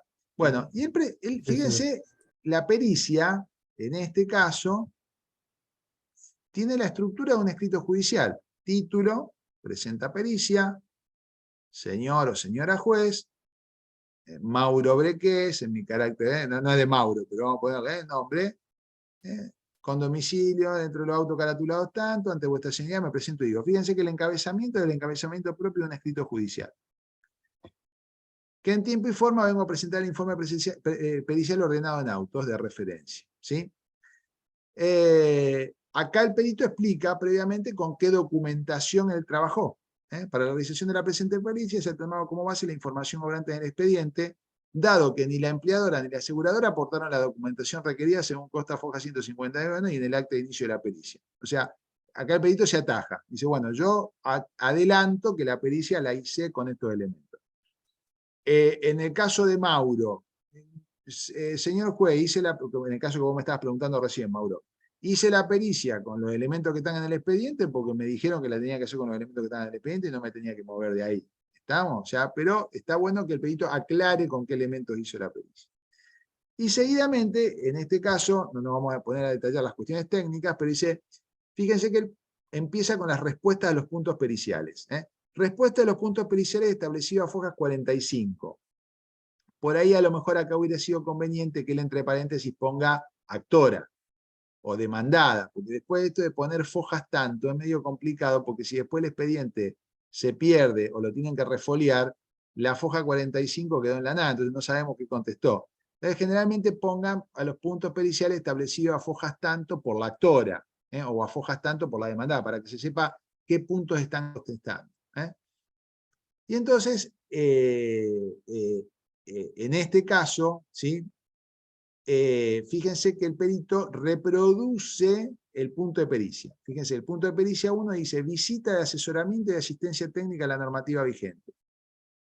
Y yo también Entonces contesta. transcribo literalmente lo que piden y después pongo respuesta. Exactamente. Pero eso está muy bueno porque le simplifica el trabajo a los abogados y al juez, porque si hay peritos que directamente dicen, bueno, al punto 1 y no te ponen la pregunta, entonces transcribe. Entonces vos después tenés que estar buscando en el expediente, o el juez tiene que estar buscando en el expediente, dónde está la pregunta 1, dónde está la pregunta 2, dónde está la pregunta 2. Entonces está buena esta costumbre que tienen los peritos, esta práctica de los peritos de reproducir la pregunta. O sea, transcriben la pregunta y atrás de la pregunta la respuesta. Entonces da la explicación del análisis de la documentación incorporada, el expediente Fojas tanto, resulta que para un periodo de 5 años corresponde, y explica, y da toda la fundamentación de por qué llega a la respuesta que va a dar. Fíjense que se hace un desarrollo. Respecto al punto pericial 3, recomendaciones en materia de higiene y seguridad, se remite una tabla, se ve que ya lo contestó en otro punto. ¿Puedo remitirme a otro punto? Sí, pues a lo mejor puede ser que alguna cosa que me preguntaron ya la contesté en un punto anterior, con lo cual puedo remitirme a un punto tratado anteriormente. Agente de riesgo contesta y bueno, fíjense que hace toda la explicación de cada uno de los puntos de pericia. Insisto, no me quiero meter en el contenido. Normalmente cuando tengo esto me dicen, no, está buena por esto o está mala por aquello, pero entonces digo, bueno, no voy a entrar en esta cuestión, simplemente quiero que vean la estructura, ¿no? Entonces, contesta todos los puntos, ¿sí? Y concluye, sin nada más que agregar, solicito se tenga el dictamen pericial en tiempo y forma por presentado y se haga saber a las partes el contenido del mismo. Petitorio, que es la conclusión del escrito, por lo expuesto su señoría solicito tenga por presentado el dictamen pericial, oportunamente se regulen mis honorarios profesionales por la actividad profesional desarrollada. O sea, generalmente esto es de cajón. Todos los peritos, cuando presentan el dictamen, piden la regulación de sus honorarios. Proveer de conformidad será justicia, y seguramente acá abajo estará la firma y el acompañamiento de los anexos, que muchas veces tienen las pericias. ¿Sí? Y acá les muestro otra, que es una pericia mecánica. Es una pericial mecánica la que tengo acá, o la que les voy a mostrar acá. En este caso el perito no hizo un acta del día de la pericia, o sea, no hizo el acta que vimos en el caso anterior, por eso le digo, no es obligatorio hacerlo, es mejor hacerlo, pero no es obligatorio. En este caso, el perito, bueno, ya acá metió la pata, ¿no? Porque informe pericial lo mandó a la izquierda, tendría que haber ido acá a la derecha. Señor juez, el mismo encabezamiento, fulano de tal, perito mecánico designado en tal expediente, acá le agrega algunos datos adicionales más, me presento y digo. Y entonces, ¿qué hace? Pasa a responder los puntos de pericia, que designada fecha del lugar de pericia y habiendo estudiado la causa, paso a responder los puntos solicitados elevando su señal el siguiente hipoteca. Fíjense que no es igual a la anterior, tiene un formato parecido, pero no es exactamente igual ni nada por el estilo. Por eso digo que no hay una forma predeterminada para la elaboración del escrito del dictamen, ¿sí? Entonces, acá el perito, volvemos a lo mismo, ¿no? Adelanta qué elementos de juicio utilizó. Él dice, bueno, yo me basé en el sumario penal, en el expediente judicial, en la fotografía y en los presupuestos que se acompañaron, ¿sí? ¿Qué otras operaciones realicé? Operaciones, se trata de un accidente de tránsito ocurrido en tal lugar, a tal altura, en jurisdicción de tal lugar, etcétera, etcétera, y establece cuáles son los vehículos. Probablemente, no sé si lo hizo o no, no es el caso, pero a lo mejor si fue al lugar de los hechos, debería haber aclarado que se constituyó en el lugar de los hechos a los fines de hacer las verificaciones del caso. Y fíjense que de la misma manera que vimos en la pericia anterior, el perito reproduce la pregunta. No sé, ¿qué le pregunto? Fíjese, pericial, en realidad no es pericial, sino puntos de pericia solicitados por la actora. ¿Sí? Y él reproduce las preguntas. ¿Cuál es la velocidad máxima autorizada para los vehículos destinados al transporte público de pasajeros de larga distancia? Y contesta, en rutas y siempre que no es la velocidad máxima es 90 kilómetros. Primer error, a mi gusto, de esta pericia. Bueno, ¿y de dónde lo sacó? ¿Cuál es la fuente de la cual usted deriva? Vuelvo al tema de la fundamentación, ¿no? O sea, esto, ¿de dónde sale? ¿Por qué me lo dice? ¿Porque usted es perito o porque no? Hubiera sido conveniente que estableciera cuál era la normativa o cuál era la disposición sobre la cual él basaba esto. En este punto también yo le haría un cuestionamiento al abogado que hizo esta pregunta, ¿no? Porque la velocidad máxima autorizada de vehículo es una cuestión casi de carácter legal, más que para el perito. No digo que el perito no lo pueda contestar, pero más que para el perito es una pregunta más para el abogado, ¿sí? ¿Cuál es la velocidad máxima autorizada? Bueno, acá fíjense que les muestro un poco esta pericia, o en qué me interesa esta pericia. Este es el ejemplo de pericia que no tienen que hacerse en general, lo digo con todo respeto a esto. ¿Por qué? Porque fíjense que la contestación es casi monosilábica. O sea, se hacen contestaciones donde no hay ninguna fundamentación, aunque sea mínima. Yo no digo que todas las preguntas uno tenga que hacer un testamento, pero mínimamente explícame por qué vos me contestás lo que... En la zona no existía alumbrado público. Bueno, pero ¿por qué me decís que no hay alumbrado Gabriel, público? Porque el que fuiste, respondió no lo viste. el que hizo el documento este seguramente fue alumno tuyo, que vos le dijiste que hay que responder lo que te preguntan. No, está bien, no, pero a ver, no me malinterpreto porque si no me van a echar, chicos, del curso, si no, no me digan eso, porque si no de Mariela me va a agarrar y me va a decir Escalante, pero no, yo digo que contesten puntualmente, no se excedan, pero explica tu contestación. Una cosa que vos contestes Una lo que te pregunte, foto, aunque sea una foto. claro, o sea, no existía, en la zona no existía alumbrado público. Fíjate que arriba no me dijo si fue o no fue al lugar. Entonces, ¿de dónde saca que no hay alumbrado público?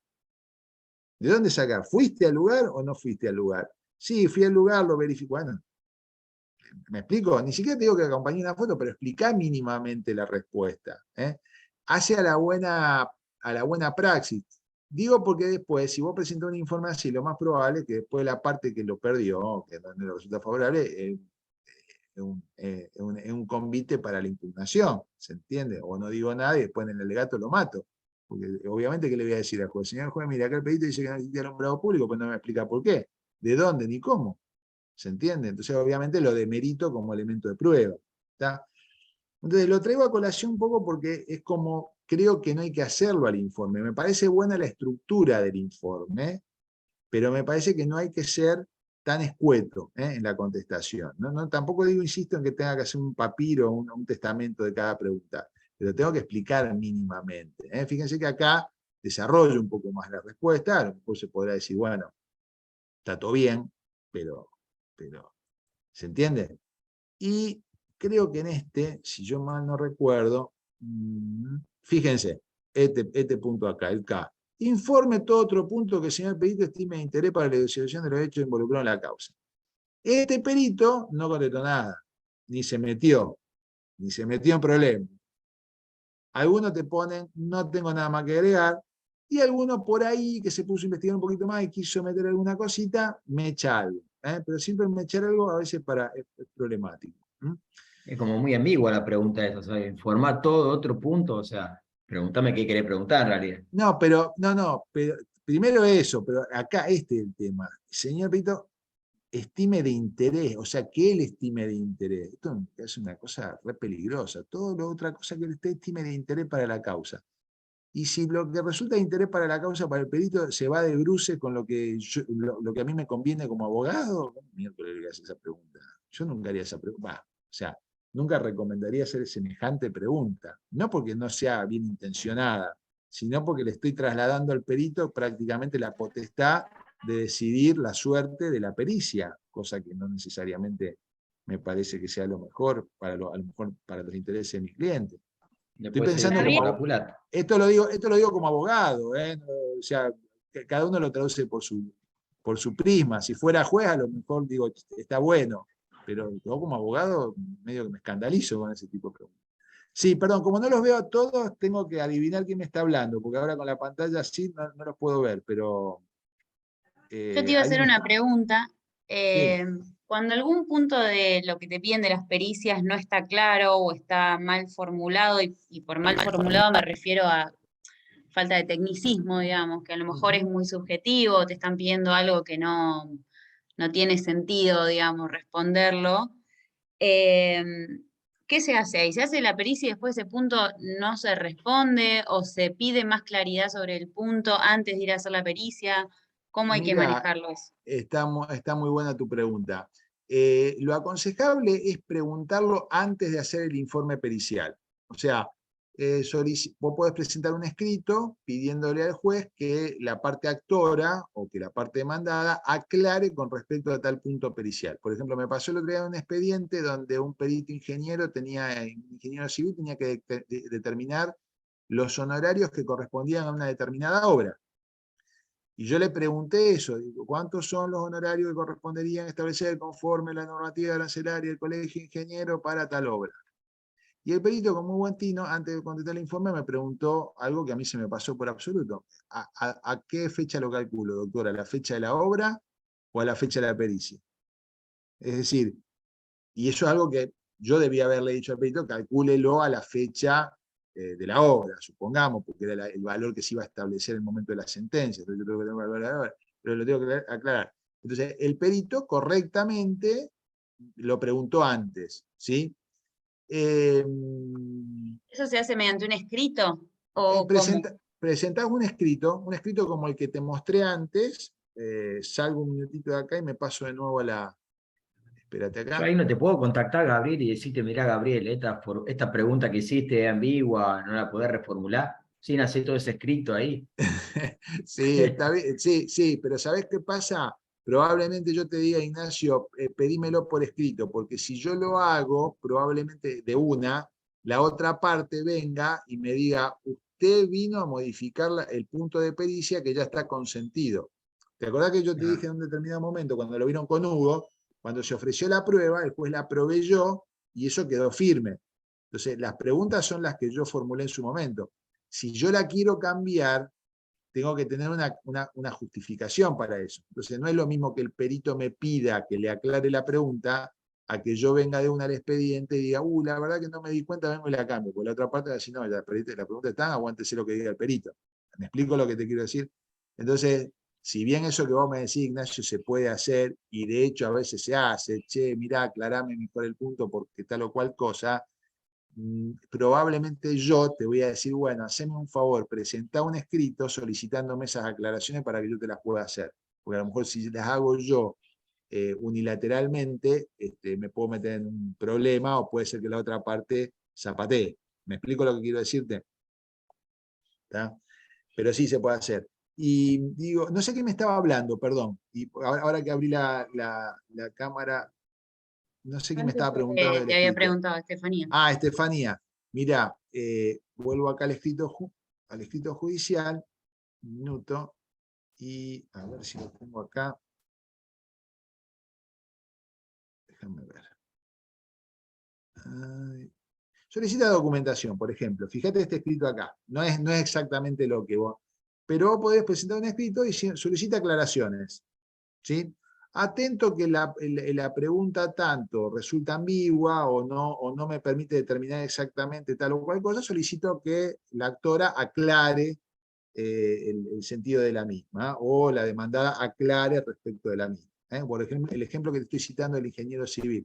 Él presentó un escrito antes de hacer la pericia, pidiendo que se aclarara a qué fecha se quería hacer el cálculo o la estimación del honorario profesional.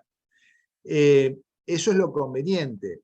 Podés presentar el informe y decir que no podés contestar el punto porque el mismo resulta ambiguo, porque no resulta claro, etc. También podés hacerlo.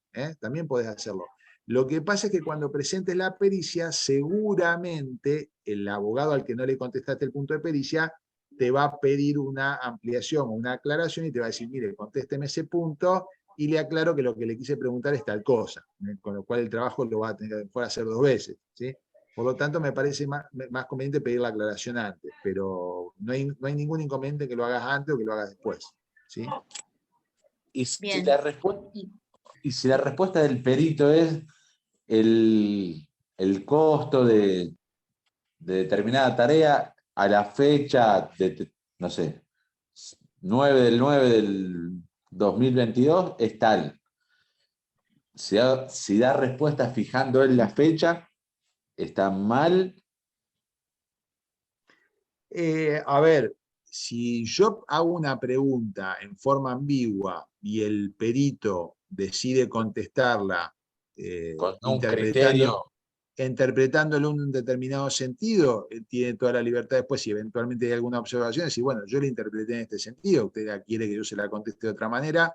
Siempre recuerden que cuando ustedes presenten el informe pericial, las partes son notificadas del informe y tienen derecho a pedir aclaraciones de los puntos de pericia, o hasta inclusive ampliaciones de las contestaciones. ¿Sí? Eso no sé si vamos a llegar a... No creo que lleguemos a verlo hoy por la hora, pero lo vamos a ver en nuestro próximo encuentro. O sea, no es que el trabajo de ustedes se agota en la presentación de la pericia. Eso sería lo ideal. Eso es lo ideal. ¿Sí? Cuando el perito presenta la pericia, se notifica en la parte y nadie dijo nada, albricias. Pero en general, cuando se presenta la pericia, las partes eventualmente a veces piden aclaraciones o piden ampliaciones en los fundamentos y hasta a veces inclusive piden hasta nuevos puntos de pericia. Es un tema también que hay que verlo en cada caso y discutirlo en cada caso. No es lo mismo pedir una ampliación en una contestación que pedir un nuevo punto de pericia que no fue solicitado. Eso es otra cosa. ¿Sí? Pero creo que Nahuel me había hecho la pregunta. En ese caso, Nahuel o Gonzalo, perdónenme que lo estoy buscando por columna ahora. Pero No. a quien me Nahuel. formuló, Nahuel, a tu pregunta, si la pregunta es ambigua y vos como perito querés contestarla interpretando en un determinado sentido, no hay ningún tipo de Lo problema. pensé porque a lo mejor, no sé, supongamos que los tiempos están apretados para la respuesta o algo, bueno, el perito dice, me es más fácil calcularlo a la fecha del día de hoy, que tengo no sé, los honorarios sin tanto andar estimando, revolver, saco al día de hoy y lo presento. Después, bueno, después tendrás que ampliar. No, y está muy bien. Y a veces, para serte totalmente sincero, porque fue un perito muy responsable en su labor. Si vos me preguntas, o sea, muy responsable, no quiero decir que los demás no sean responsables, pero a lo mejor se tomó ese trabajo. A lo mejor otro que no se quería preocupar tanto por el tema, o que no le pareció tan relevante, o que dijo, bueno, que se jorobe el abogado que no lo preguntó correctamente, a lo mejor hubiera contestado el valor de los honorarios al momento de la presentación del dictamen, y después si los querés de otra manera, pedímelo cuando presente la pericia y haceme la observación de la pericia. Pero un poco volviendo a lo que le decía a Estefanía, que me había preguntado antes, está bueno a veces preguntarlo antes porque te evitás 2 veces el trabajo. Si vos lo presentás de una determinada manera y después te piden aclaraciones, vos tenés que salir a hacer la aclaración y el cálculo para otro lado, entonces a lo mejor trabajaste 2 veces en distintos sentidos cuando lo podrías haber hecho una sola vez. Es mi humildísimo punto de vista, no significa que esto sea necesariamente así. Pero, ¿Y los plazos? Perdón. No, sin Nahuel, decime. ¿Y los plazos cambian si el plazo de entrega de la pericia es Doctor. 30 días? Y bueno, y uno manda una pregunta, envía una ampliación, una mejora de la pregunta y demora una semana la respuesta. Bueno, ahí tenés 2 opciones. O presentar el informe y no me contestaron, lo interpreto como yo quiero, o podés pedir una suspensión de los plazos. Vos podés presentar en el escrito judicial, podés presentarlo solicitando que hasta tanto te sea evacuada esa pregunta, se suspendan los plazos para la presentación de la pericia. También es muy común que los peritos pidan suspensión de plazos para la presentación de la pericia cuando ellos piden, por ejemplo, documental o piden que se les acompañe determinados estudios, por ejemplo, los médicos, que se les acompañen determinados estudios y que por lo tanto hasta tanto no sean los estudios presentados, no les sigan corriendo los plazos porque obviamente los complica, ¿no es cierto? Así que sí, Perfecto. podrías presentar una suspensión de los plazos para la presentación del informe pericial. ¿Sí? Perfecto. Gracias. No, al contrario. Alguien me estaba preguntando algo. No sé si Yo Analía o... iba a preguntar Estefanía. si para responder la pericia necesitas algún tipo de estudio. Por ejemplo, bueno, en mi área a veces, digamos, preguntan, no sé, ¿esto está contaminado? Que determine si está contaminado. Bueno, yo para saber eso, digamos, tengo que hacer análisis químico, digamos, estudios que primero debería, entiendo, pedir un adelanto de gastos. No sé si eso te lo tienen que aprobar o no, o cómo se maneja. Ujú, sí. Y después, bueno, no sé si solicitar que me autoricen llevar un laboratorio o cómo pido todo eso. Bueno, volvemos a lo mismo que les decía antes. presentan un escrito, fíjate que acá este escrito es solicita documentación. Vos podés solicitar, por ejemplo, que se te hagan determinados tipos de estudios. O sea, vos presentar un escrito diciendo, señor juez, a los fines de poder determinar si hay determinado grado de contaminación, etcétera, etcétera, etcétera, necesito que se hagan los estudios tales, tales, tales, tales, tales y tales, y que sean presentados en el expediente. Una vez que sean presentados, se me notifique de la presentación a los fines de poder evacuar el informe. No hay ningún inconveniente en eso.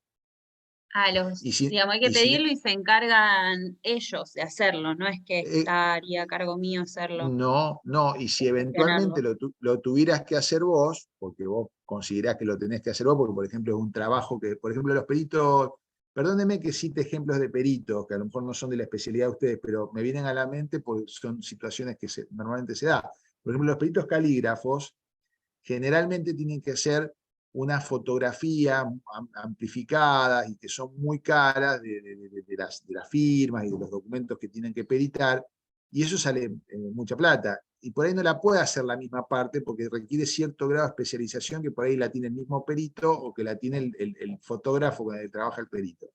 Entonces, en esos casos, el perito solicita el adelanto de gasto. Dice, bueno, mire, tengo que hacer una pericia que me requiere hacer este tipo de fotografía o este estudio grafológico de tales características o este estudio de tinta de tales características, y esto tiene un costo de tantos pesos, motivo por el cual solicito el adelanto de gasto, que la parte interesada me lo adelante, mientras tanto no lo puedo realizar sin ese elemento, ¿sí?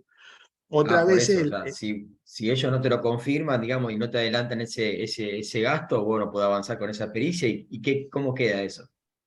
Bueno, habrá que verlo, porque suponete que él no te lo adelanta, y vos, vamos por partes. Vos solicitás el adelanto de gastos, ¿sí? Acá tenemos un ejemplo de un escrito, ¿no? Obviamente el adelanto de gastos lo tenés que justificar. No me puedo decir al juez, señor juez, deme 50.000 pesos en concepto de adelanto de gasto por los gastos, y ¿en qué lo va a usar? No sé, pero vamos a ver. No, tengo que explicarle al juez para qué lo necesito, porque después se lo tengo que rendir.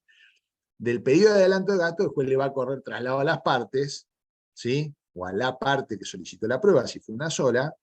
La otra parte va a contestar si lo acepta o no, y después el juez tiene que resolverlo. O sea, no es que queda a criterio de, yo pido el adelanto, la otra parte, el juez le corre traslado a la otra parte, y después le tendré que pedir al juez, bueno, si la otra parte dijo que bueno, la llamo por teléfono y digo, bueno, a ver, doctor, ¿cuándo paso a buscar el adelanto de gastos, etcétera, etcétera, etcétera? Y si la otra parte dijo me opongo, porque el adelanto de gasto es innecesario, por lo que fuere, en ese caso lo tiene que resolver el juez. Y si el juez dice que hay que pagar el adelanto de gasto porque es necesario para el perito, la parte lo tiene que pagar. Y mientras no lo pague, sigamos al ejemplo tuyo, Ignacio, si no lo paga o mientras no lo pague, vos no estás obligado a realizar la pericia, ¿sí? Lo cual no significa que no devengas honorarios a tu favor, porque obviamente vos compareciste en el expediente y hiciste tu trabajo y vas a tener que pedir la regulación de tu honorario por tu trabajo, ¿sí? Más allá que a lo mejor no será la regulación que hubiera sido con todo el trabajo realizado. Pero discúlpame, Gabriel, pero puede ser que al no, obviamente, a no darte los adelantos de gasto, no sé, yo supongo, no sé, por un equipo me haga falta, digamos, contratar un equipo de medición. Bueno, eso me puede afectar a la respuesta de un punto, pero puedo contestar el resto de los puntos.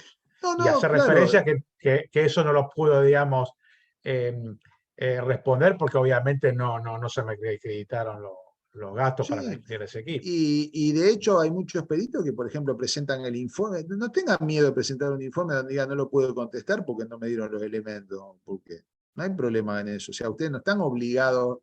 Es decir, yo noto generalmente que el perito está como que, y está bueno eso, tiene una suerte como de necesidad de yo quiero contestar, quiero hacer mi trabajo. Pero en realidad es un problema de las partes. O sea, quiero decir, es un problema del actor y del demandado. ¿Usted quiere la pericia? Deme los elementos. ¿No me dan los elementos? Bueno, presento el informe, digo, este punto no lo puedo contestar porque no me presentaron el dictamen, no me presentaron los elementos, esto no lo puedo. El otro día vi una pericia donde el perito de 12 puntos de pericia contestó 2, los otros 10 dijo no lo puedo contestar porque no tengo este elemento, no tengo este elemento, no tengo este elemento, no tengo este elemento, no lo puedo contestar. Y era objetivamente cierto que no tenía el elemento. Ahora, ¿quiénes eran los que le tenían que proveer de los elementos al perito? Las partes.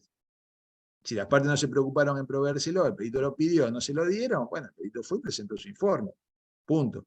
Por supuesto, primera parte, no, bueno, pedimos ampliación porque, bueno, ya será otro problema, pero el perito hizo su trabajo y ya cumplió con su labor. ¿Se entiende? Entonces el perito no se tiene por qué poner en la función de estar supliendo las carencias de las partes.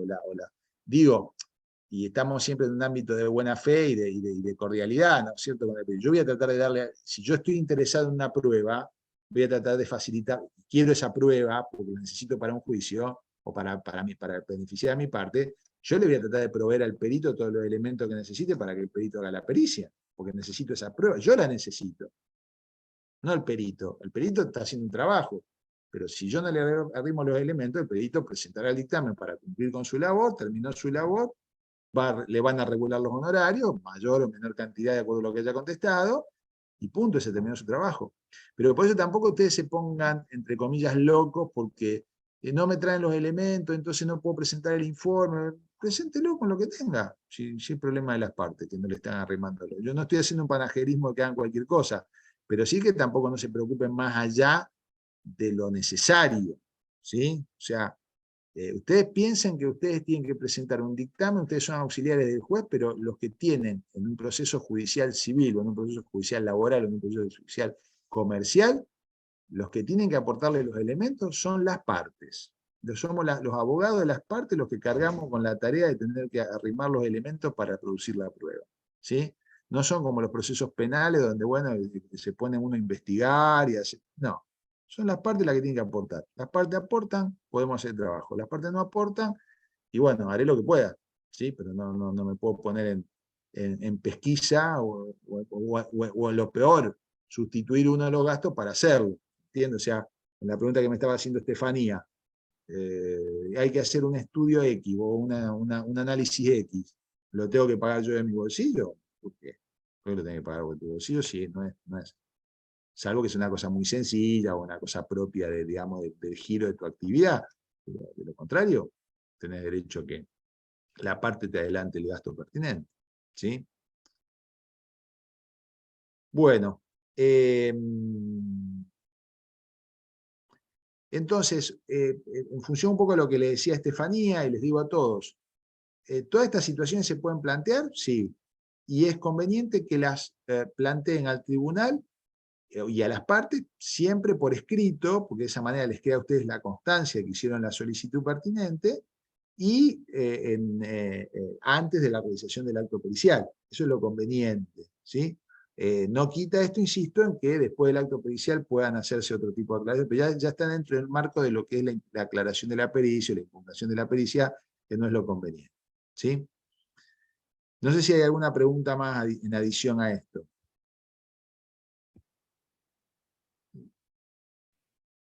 Yo tengo una pregunta, una consulta, pero no sé si tiene algo que ver. Por el colegio, la respuesta y todas estas idas y vueltas, ¿algo pasa por el colegio de ingenieros o es todo por el tema entre abogados y jueces, o hay que colegiar parte de algo de esto? De las respuestas. No te entiendo la pregunta, Nahuel. No sé qué. Si vos lo que decís es si vos tenés que pasar por el colegio el informe previo a presentarlo. El informe. Bueno, yo sinceramente acá no recuerdo si puntualmente el Colegio de Ingenieros Especialistas les obliga a ustedes a pasar por el colegio el informe previo a presentarlo. Entiendo que no. Hay colegios que sí te exigen la presentación y la validación del colegio, por ejemplo, el Colegio de Ingenieros, perdón, el Colegio de Ciencias Económicas de los Contadores.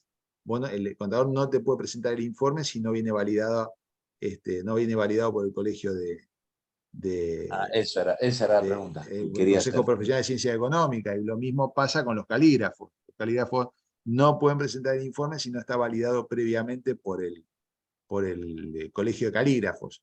Pero eso depende de la normativa de cada colegio en particular. Por ejemplo, los médicos no tienen ningún tipo de obligación de pasarlo por el colegio previamente para que el dictamen tenga validez en su presentación, y entiendo que, independientemente que puedan hacerlo, voluntariamente entiendo que el Colegio de Ingenieros Especialistas tampoco. Corregime, Mariela, si estoy metiendo la pata en esto, pero entiendo que no es que lo tengan que validar previamente a la presentación del informe, ¿sí? Bueno, si les parece, iba a seguir un poquito, pero me parece que dejamos acá. Si les parece, cortamos acá porque vamos a entrar en el tema de la presentación del dictamen y los efectos de la presentación del dictamen, que ya nos lleva al tema de la impugnación de las pericias, la nulidad de la pericia, que es un tema bastante complejo y sobre el cual me quisiera detener un poco más puntualmente para hablar con ustedes. Así que ya estamos en horario. Si te parece, Mariela, ¿estás de acuerdo? Culminamos acá, cerramos acá y nos encontramos el próximo martes. Perfecto, perfecto, Gabriel. Bueno. Muchísimas gracias. No, al contrario, quedó ahí la pregunta, Mariela, perdón, yo no quiero ser más papista que el Papa, pero quedó ahí la pregunta dando vueltas. ¿Es necesario que el informe pericial pase previamente por el colegio antes de la presentación en sede judicial? El colegio visa los informes periciales sin costo. Ah, sin costo, bien. Sí, bueno, pero promueve que los visen. Bueno, en la última clase, viste que le damos un lugarcito a Lucas para que explique cómo se hace el visado. ¿Cómo es el procedimiento? Está bien. Sí, cómo es el procedimiento. Está pero bien. Es importante que pasen porque queda con un código QR, digamos. Es importante que pasen por el colegio. Está bien. Bueno, así que... Gabriel, ¿esos documentos que vos mostraste antes, ¿esos se pueden compartir o son...? Sí, se los voy a pasar como parte del material, pues yo lo tacho, digamos, para que esté disponible, se los paso. De hecho, se los voy a pasar a Mariela junto con el Power para que lo tengan como parte del material. Buenísimo, gracias, Gabriel. Bueno, no, o al contrario, gracias a ustedes.